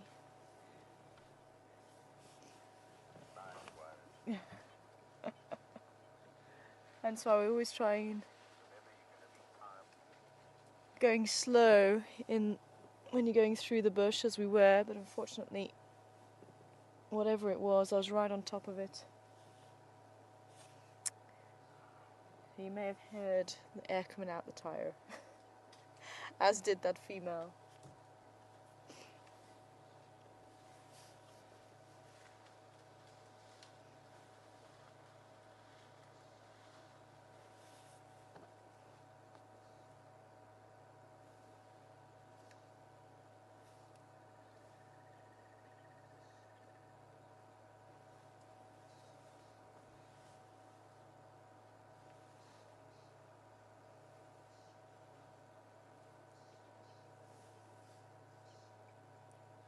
I did hear there's another elephant behind us somewhere, so we will have to wait until the elephants move a little bit further into the bush before we're able to change this tyre. At least it's the right tire now. Yeah, at least it's not the front left, it's the front right this time. And that's nice and flat. Let's have a look at it quickly. Yeah, you see even the hippo's laughing.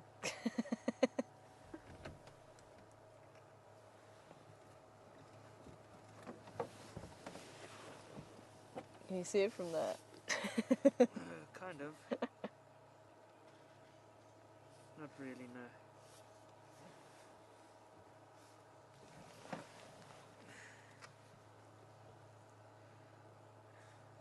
Okay, well, excuse me, just as I was explaining earlier about the different comfort zones, and all the elephants were quite happy with us being here, but as soon as they heard the tyre, you see that female sort of reacting, going, what on earth is that? So even though she was quite comfortable, there was just something that changed and immediately put her on alert, and she actually did move away, obviously protecting that little one. I'm still hearing there is an elephant behind us. Some behind us still. I'm hoping it's going to come this way so we can actually get a chance to see it. But it looked like it was a small family group, the female with the youngster, and maybe a couple of the teenagers as well. South of Sandy Patch.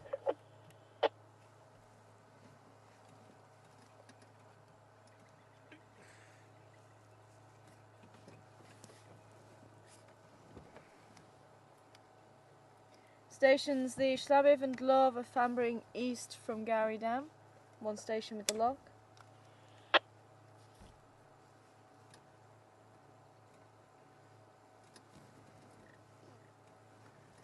Okay, well they're coming back this side. And what I do want to do is just maybe, if I can, It may just be a little bit too flat. Just want to pull back a little bit.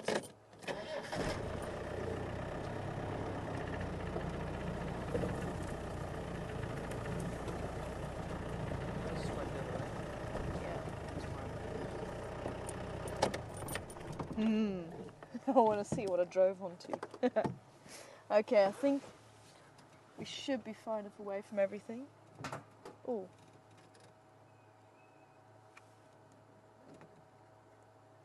That's what I heard monkeys calling. Cool. So, here we go.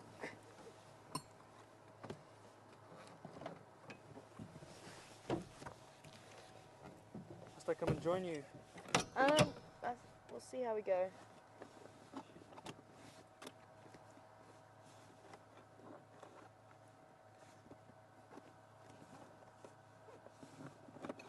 There we go. I think I'm going to come and show it there. Oh yeah, come and see the mess we made.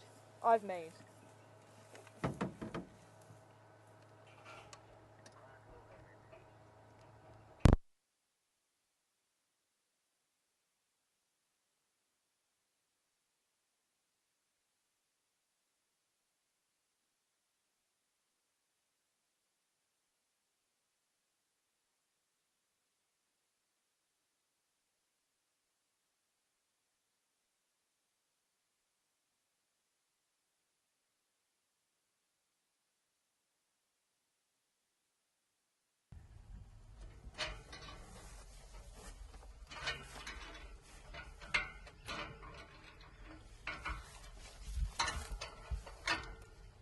So what are you doing, Tara? Okay, we're getting the jack off the front. Although, I think the guys usually only want it timed once the jack comes off the front, because it's usually quite time consuming. But we shall see. So you're welcome to start timing now. See how long it takes.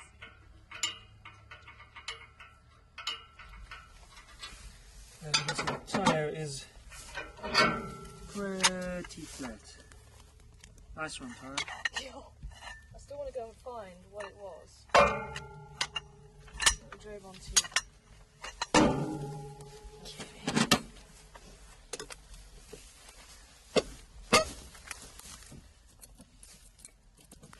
You see now, being short, I'm strong, but not incredibly strong. And if you work with guys, they tend to do these wheel nuts up extremely tight. So I've found a way of loosening them.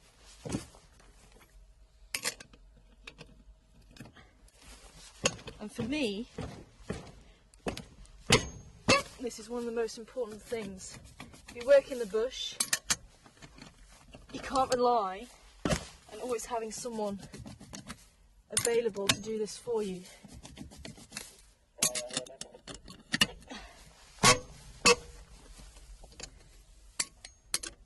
That one?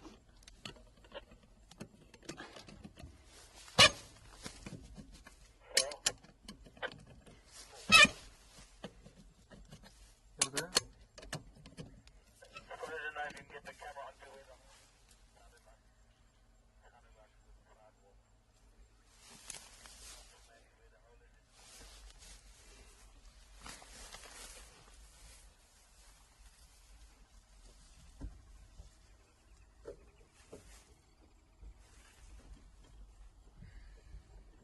You leave a hand back there, Tara. Can you grab me the pole, please? The what? The pole from the jack. The pole of the jack.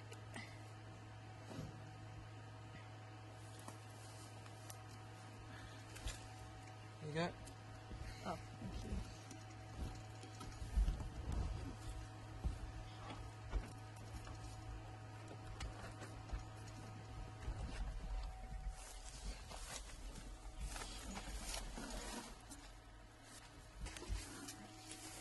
And this is the other time-consuming thing.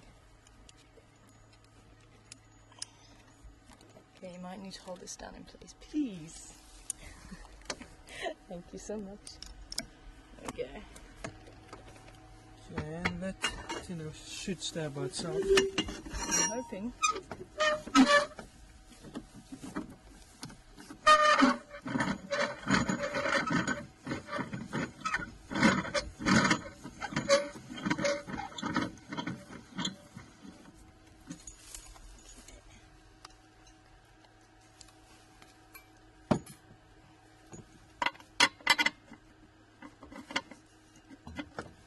So this is the other sheet.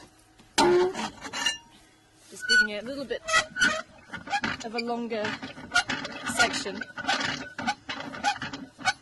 And that actually helps you to not put as much effort into it. Gives you just a little bit more power on it.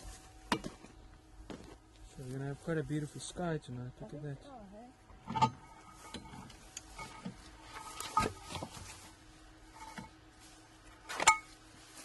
Okay. Yeah, let me just get this cable out the way.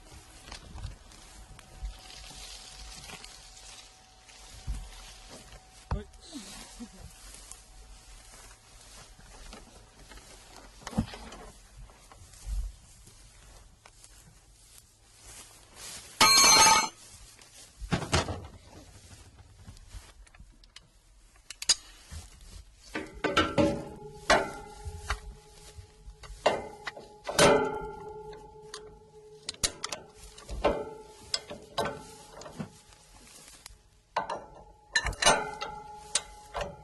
So important to loosen the wheels.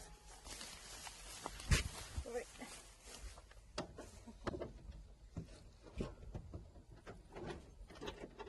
Just want to check that it is definitely in low range.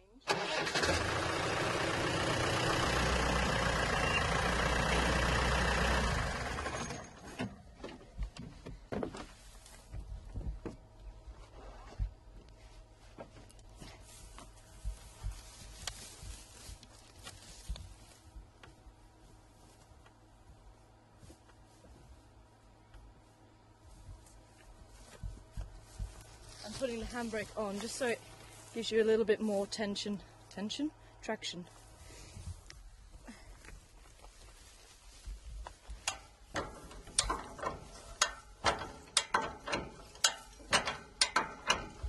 Wheel straight as well. Brick behind the opposite side.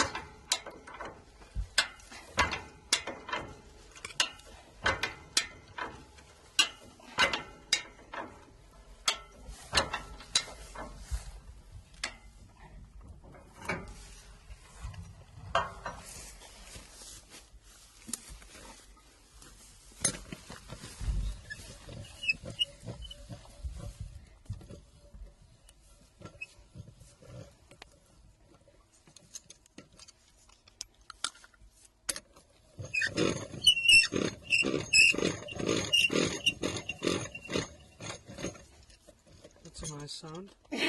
Yeah.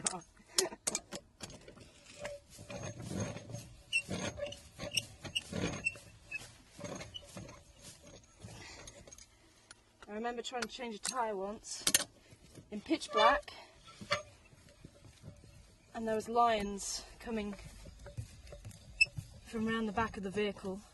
We could hear them, and the guests were using the spotlights to keep an eye on where the lions were, and luckily they actually sat down probably about 20-30 meters away, and we used the other vehicle to shield my vehicle so that... Oh wow. Wow. We did that good and proper. Sure. Wow. My word. So if you wonder why we go so slowly when we go off-road, that's exactly why. Well, it didn't help us today.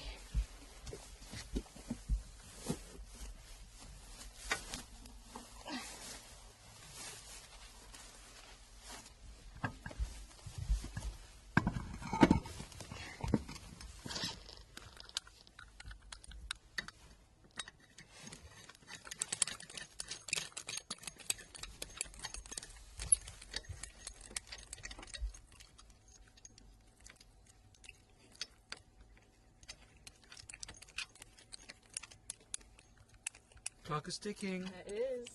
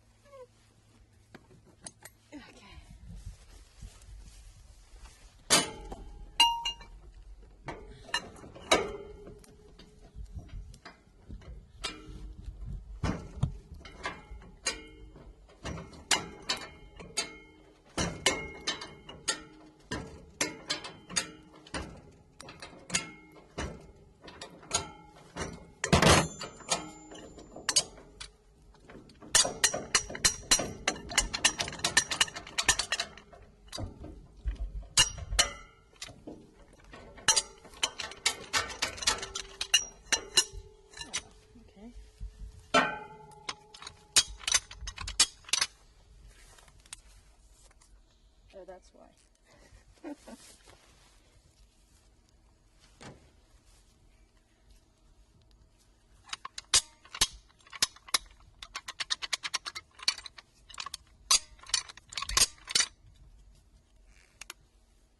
Okay, I've got a bit of rubber cork in there.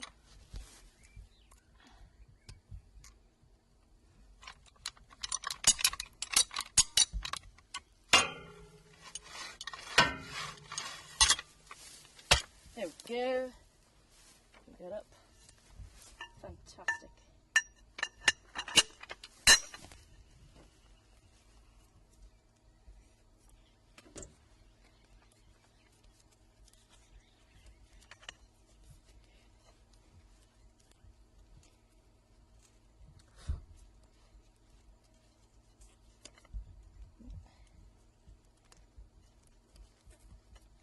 So if you ever thought, oh, does she do that herself?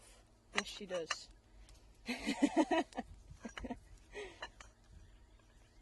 You have to. As I say, you can't always guarantee there's someone out here to help you. Although many hands do make light work.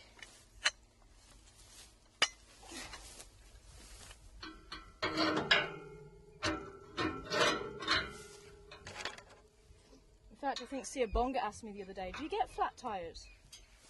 So there you go, Siabonga, if you're watching. It's your turn next.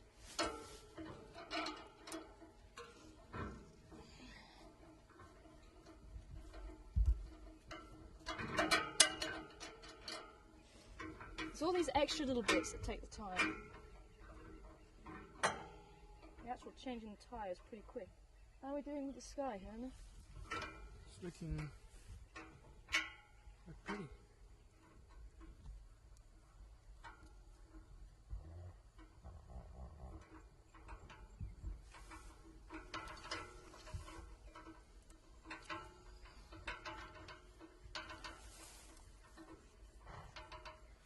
Cool, that's that done. Can all go in there. I just want to make sure these are tight.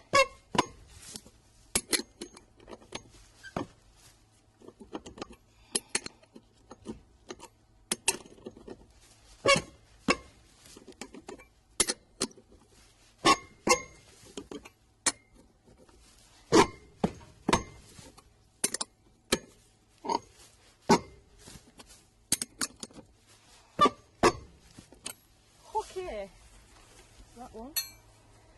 Now the hard bit.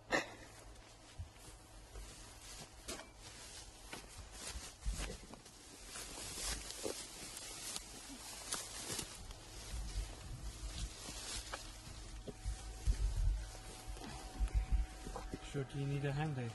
I just need a hand to guide it. Sure. Yeah. Okay. Let me. That big.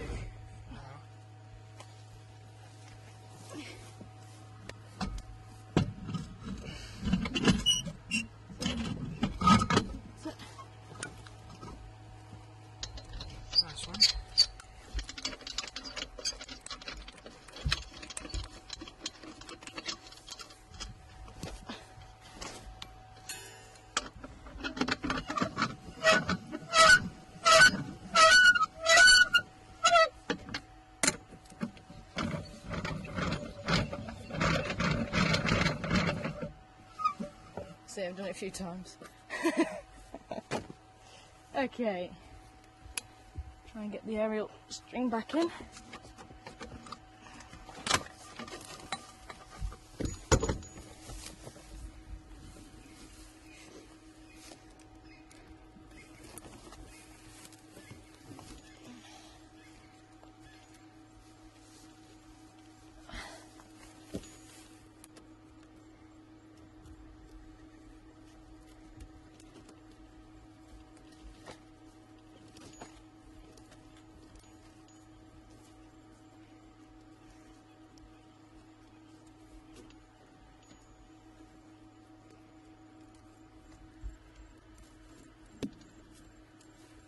Is that you?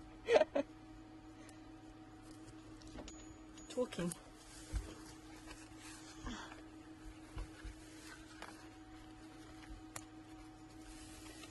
Okay. I'm gonna have to go through here. Check the camera. Okay. Go forward, or you can put it on the. Wait, I'll just put it here for now. I'll do the rest.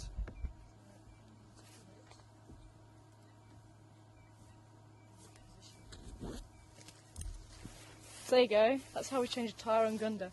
It's actually very easy. It just looks very difficult. Okay. All aboard.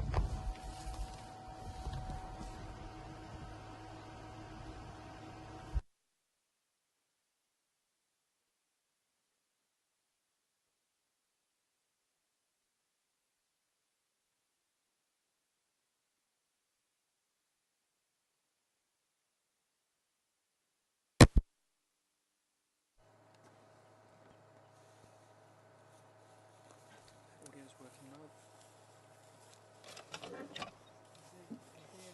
Can you grab my brick from the back left wheel for me, Try please? this thing up first. No.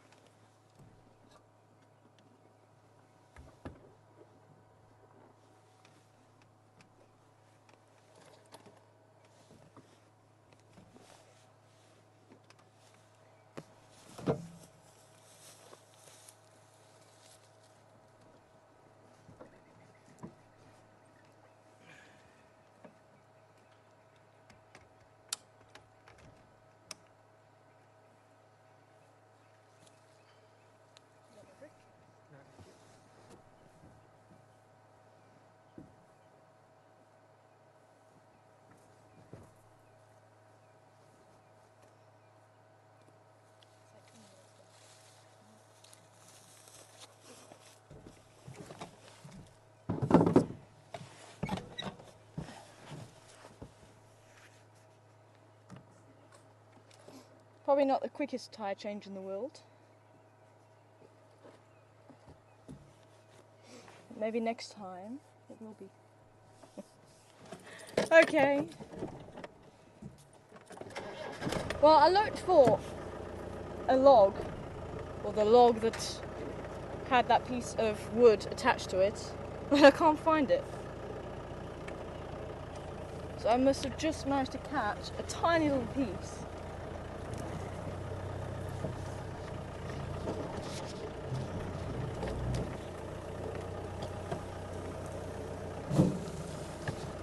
Unlucky.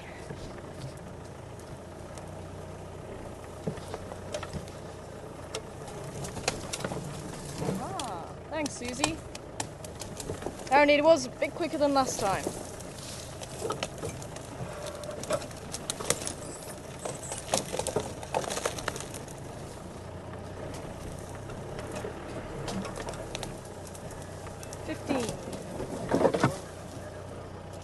Ah, thanks, Chris.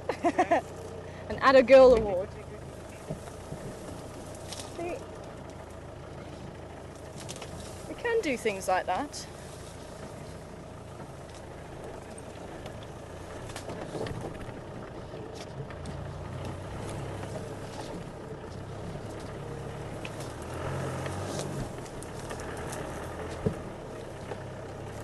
I think one of the funniest times I had some people from Ireland, I think it was.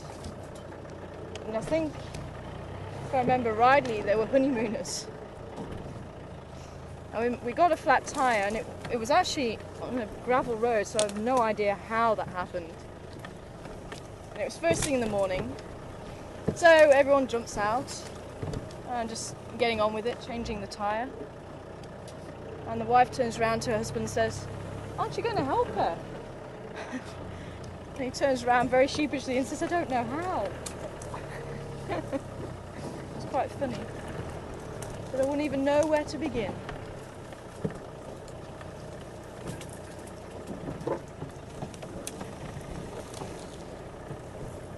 But yeah, I think the tyre change with the Lions was probably the most memorable. Got a big log right here. Yeah, you see the big I log? know, but that's not as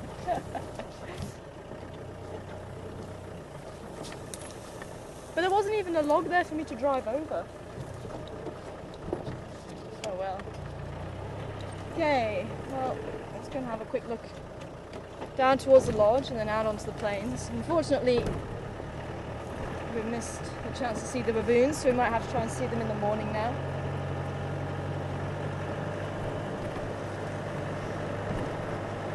So what was that, 15 minutes apparently?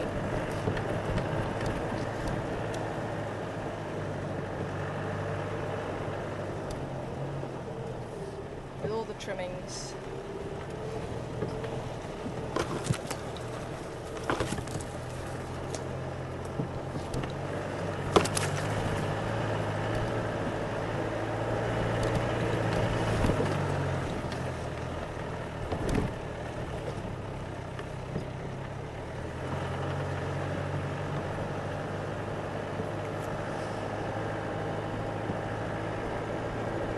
Stations have been off the radio. Has there been anything else picked up?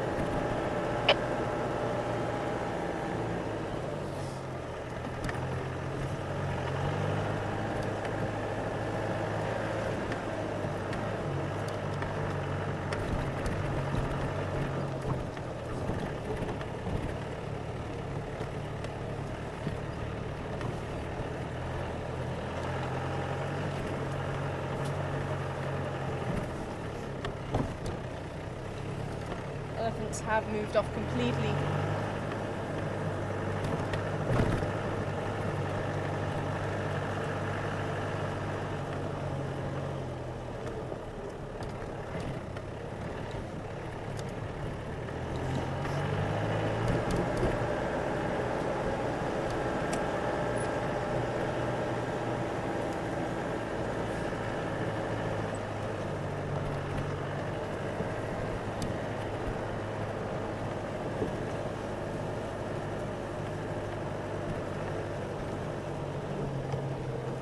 Sunyala. Gone again.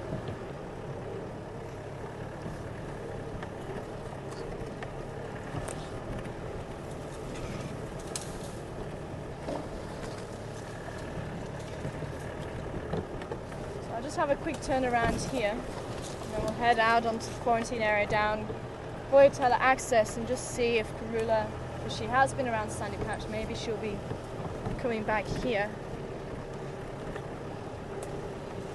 Especially with the sun starting to set. It's still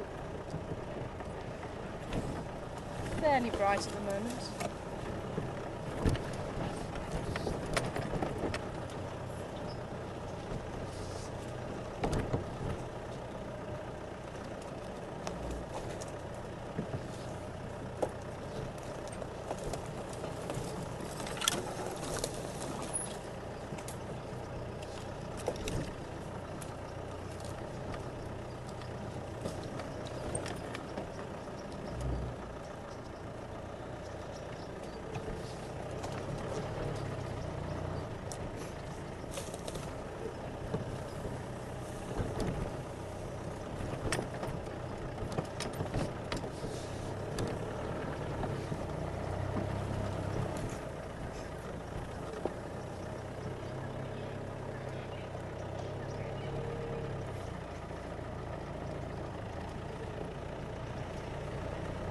You may even see a hippo out of the water. It's getting cool enough now.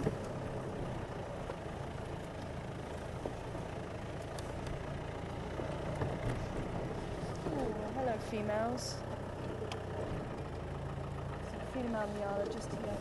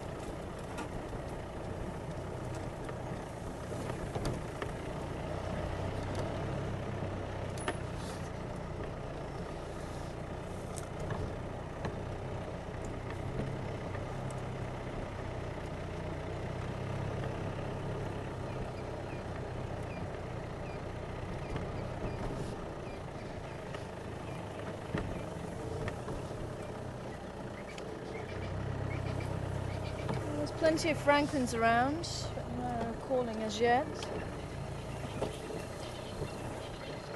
It's territorial calling.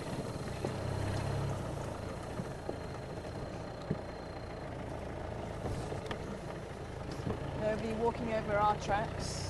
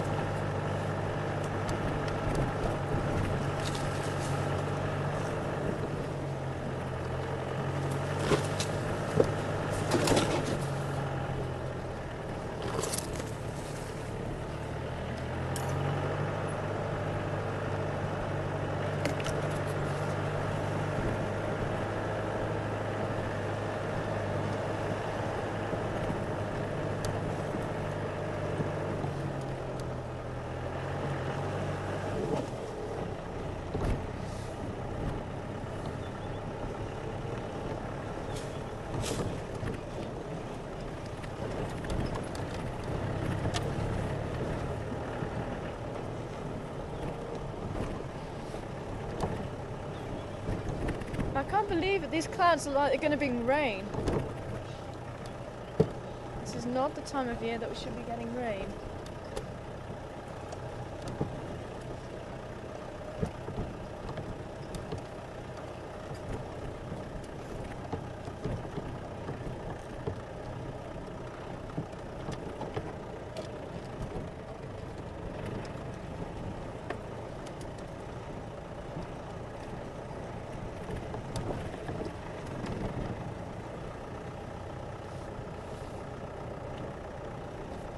have started hearing the pearl-spotted owlet calling a lot recently. Tiny little owl. It's about 16, 17 centimetres in length.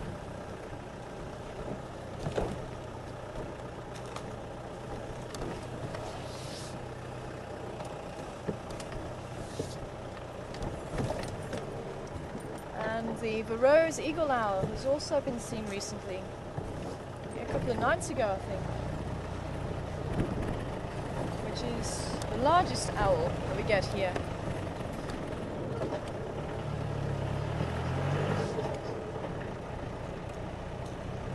The spotted eagle owl you tend to find more on the outside roads than you do here. And I think a lot of that's got to do with the cars on the tarmac. Killing maybe rodents and things like that, so there's a lot of roadkill on the roads, and I think that does actually attract the spotted eagle owls. So we don't often see them around here. We do occasionally see one, but if you go to the outside roads you see them a lot more. And unfortunately because of that, there's quite a high death toll when it comes to the spotted eagle owls. Because they do sit on the roads and they get blinded by the headlights. And quite interestingly, and the barn owls as well, lots of road kills by the barn owls, same thing. Thanks, Mark.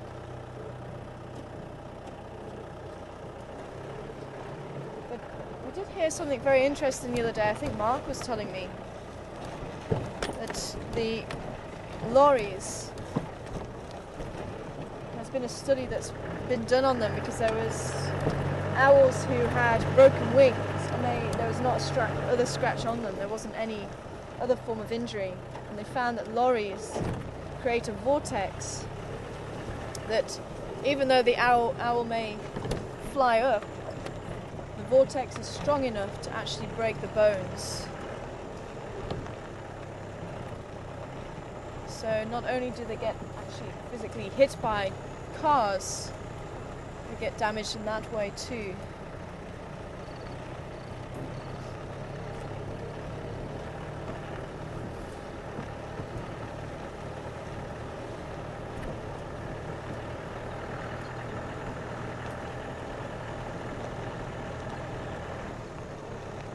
There's a little bit of a sunset over the dam there.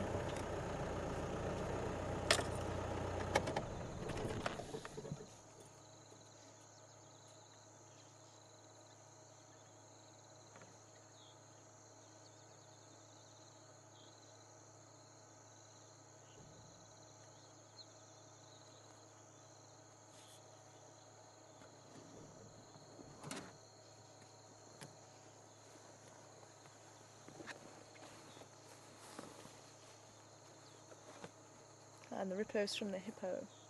Ripples from the hippo. Ripples.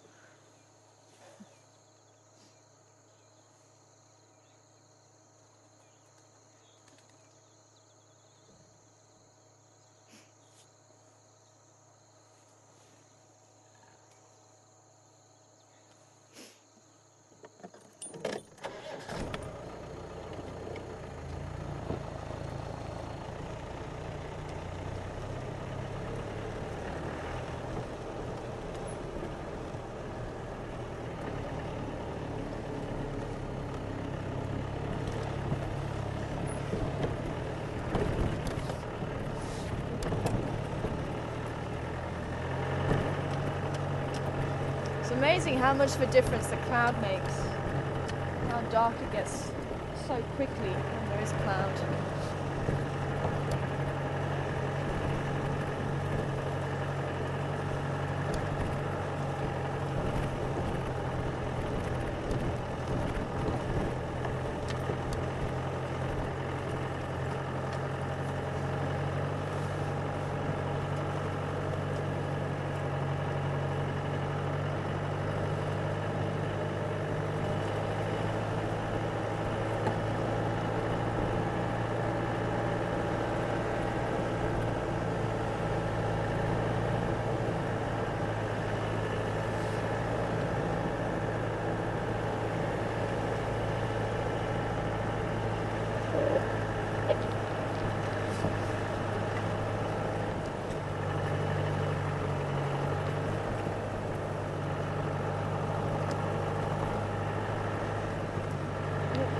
Rongo, you're up too late. You need to go to bed now.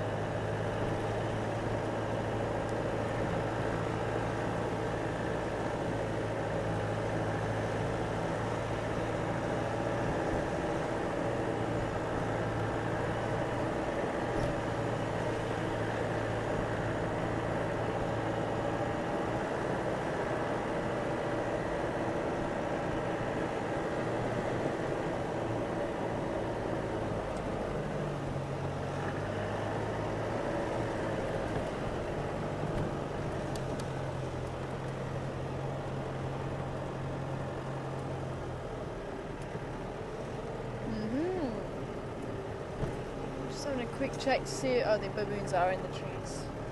I'm not going to shine on them now. It's just a little bit too dark to see them now. Very well hidden. So we'll see if we can swing by here tomorrow morning and have another chance to see the baby baboon. Probably just over about a week and a half old now. Named Genesis by Graham.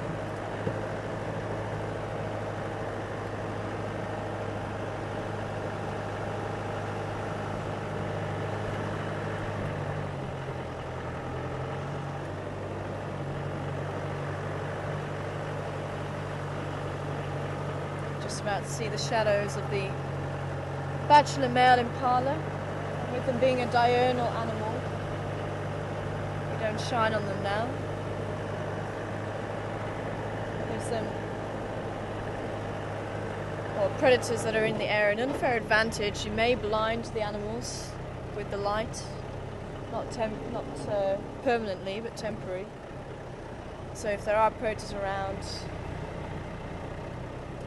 may just sway the hunt in the predator's favour.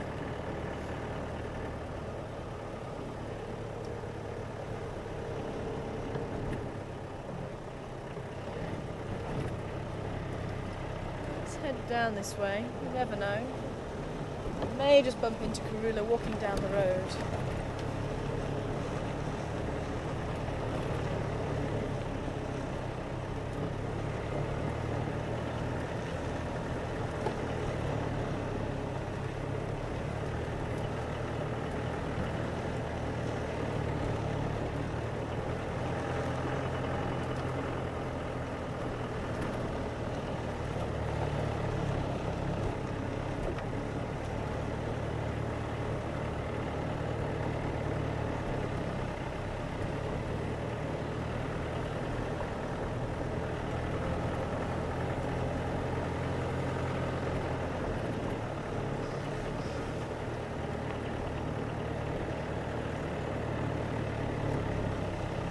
I didn't find any nice looking tracks for you this afternoon. I'll see if I can find some tomorrow morning. Maybe do a bit of a dung quiz again.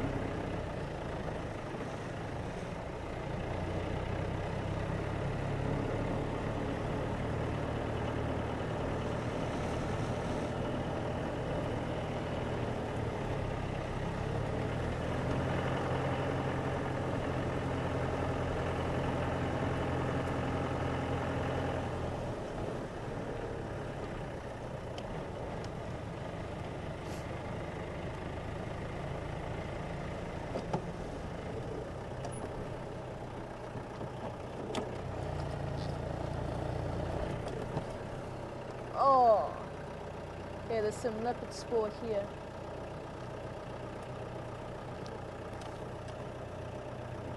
Is there a vehicle behind us? Okay. Leopard spoor going in that direction.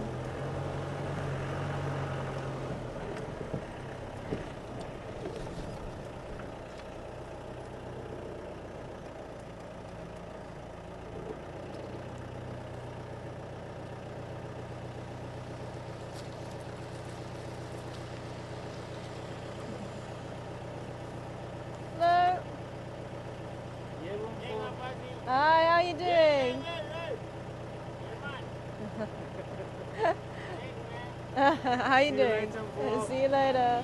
Sharp, sharp. Hmm.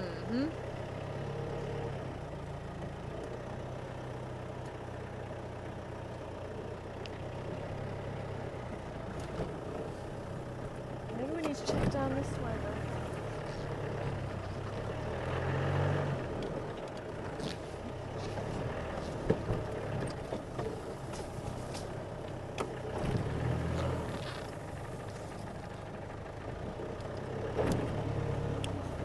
Hi Marcus. Good evening to you. And I think you're just asking or just making the comments. We don't see many jackal. And we actually don't. I think we've seen jackal maybe 6 times since I've been here. It's over about a year. I think I missed that on the way out. There's some dung here.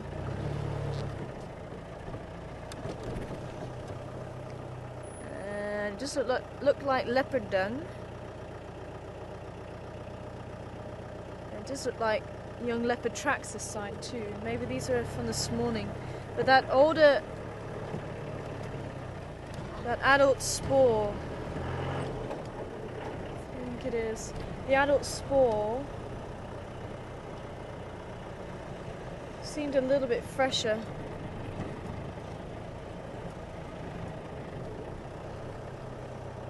Yeah, just here.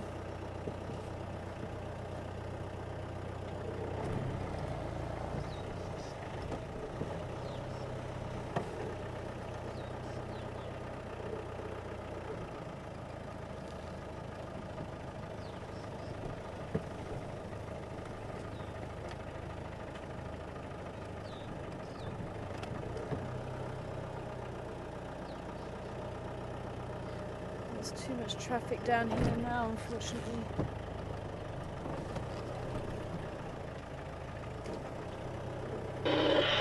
Ah, they go off this way.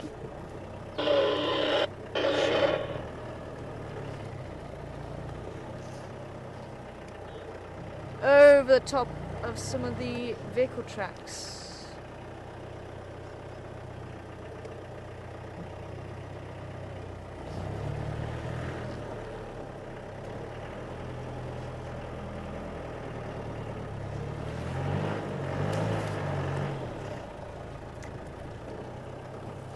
And actually, Marcus, we tend to get the side-striped jackal more than the black-backed jackal.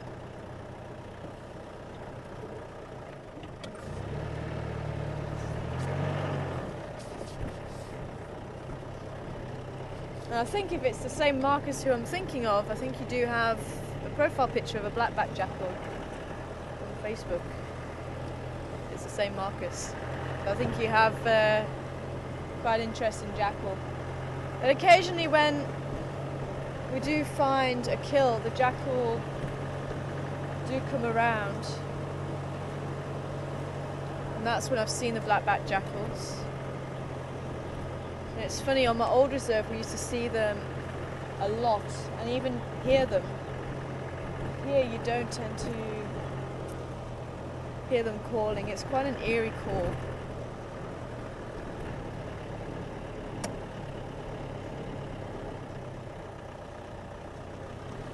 Sorry? Oh, hello.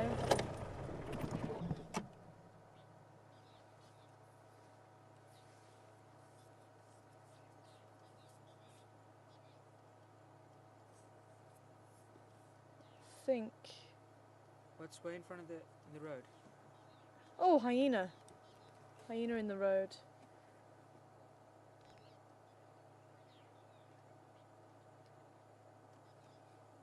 The impala have seen it. And actually just wanted to see, because I did hear one of them snorting, but they're not giving an alarm call now. So we're not going to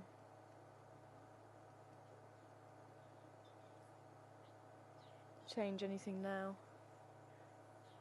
Both the hyena and the impala know each other's there.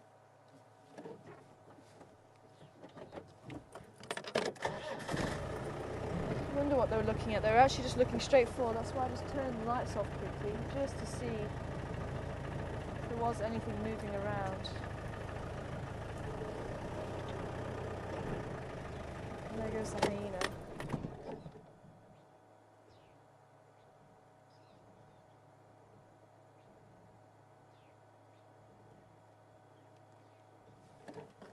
Let's maybe see if it pops out somewhere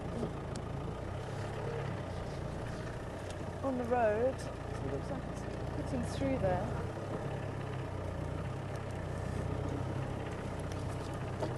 Though it doesn't look like it's got a scent of anything as yet. But even though hyenas are actually very good predators, they can hunt and can be quite successful. A single hyena is probably going to find it quite difficult to take down an impala. And I think that's why you don't really hear alarm calls being given. As I say, there was one that snorted, and I thought maybe it was the male that was giving a call. But then the females were looking, but I couldn't see past the females.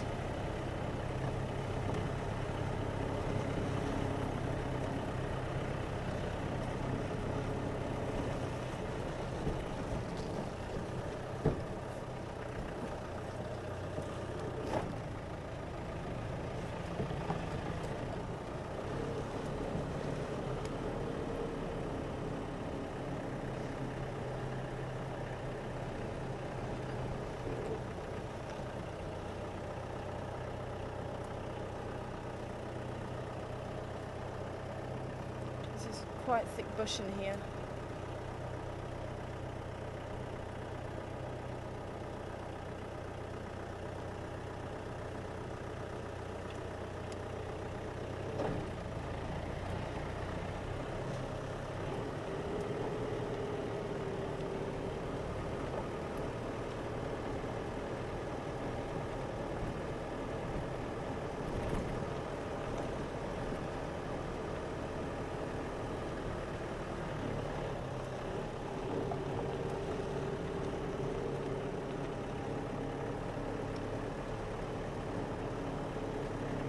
And the high amount of hyenas markers could be one of the reasons why we don't see as many jackal around, because they're much larger than jackal and are probably going to be a lot more aggressive.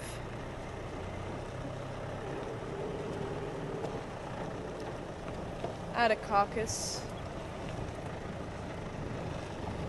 Although if you have one hyena, you may get, especially the black-backed jackal who live in families, they may be enough to pester it so much they can actually drive a hyena away from the carcass, like sometimes you see hyena do to a lion, or sometimes if there's enough jackal that will pester and pester and pester, a lion will also leave part of a carcass. I've seen that a couple of times. Although I have also seen lions retaliate and actually kill a jackal, and she didn't even bother eating it. She's left it there almost like a warning. I thought I saw some more eyes here.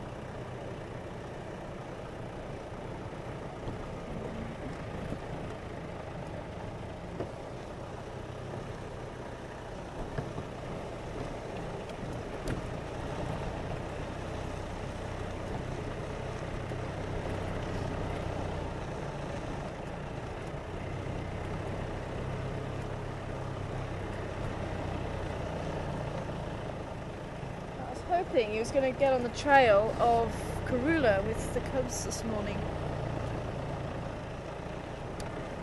It doesn't look like it.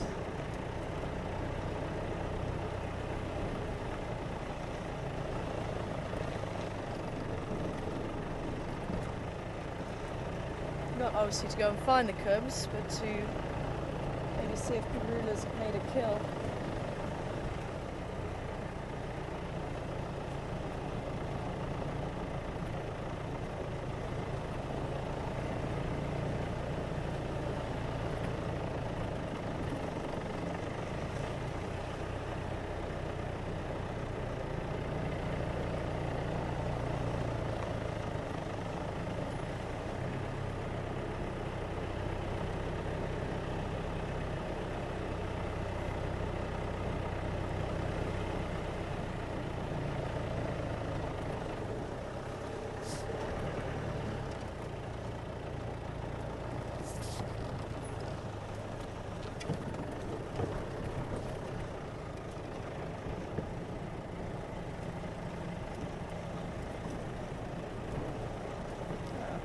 Back out on the road.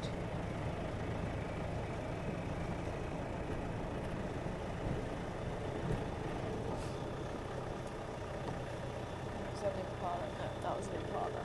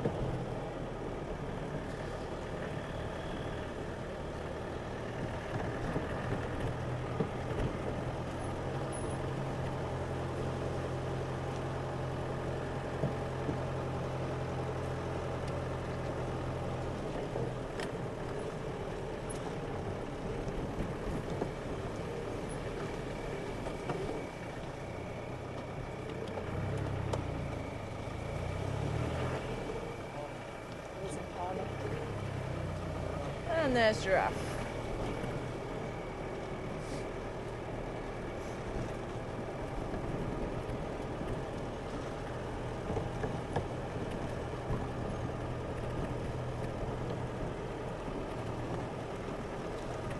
The hyenas can even take down baby giraffe if they work together.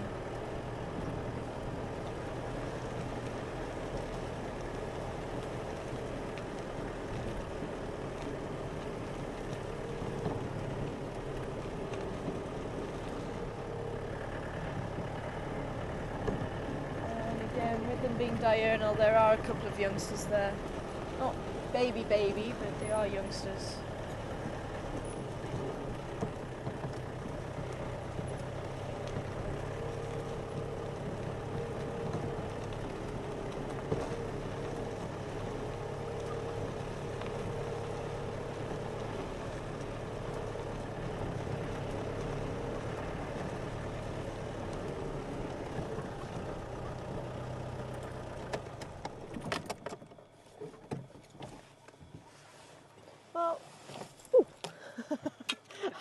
I must start learning to drop the spotlight on the ground first.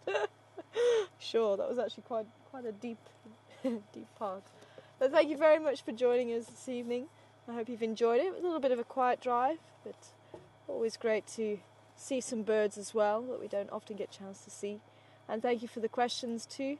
And as I say, hopefully tomorrow I'll have a chance to write the blog. And thank you for everyone sending questions and sending the pictures in for the blog. So hopefully I can get around to doing that tomorrow, fingers crossed. But thank you very much, and do try and join us tomorrow morning at 6:30 Central Africa time. We'll be heading out once more and seeing if we can try and find where Karula went. There was a lot of tracks here, so I just need a couple more hours maybe to have a search around this area. I would like to have done that.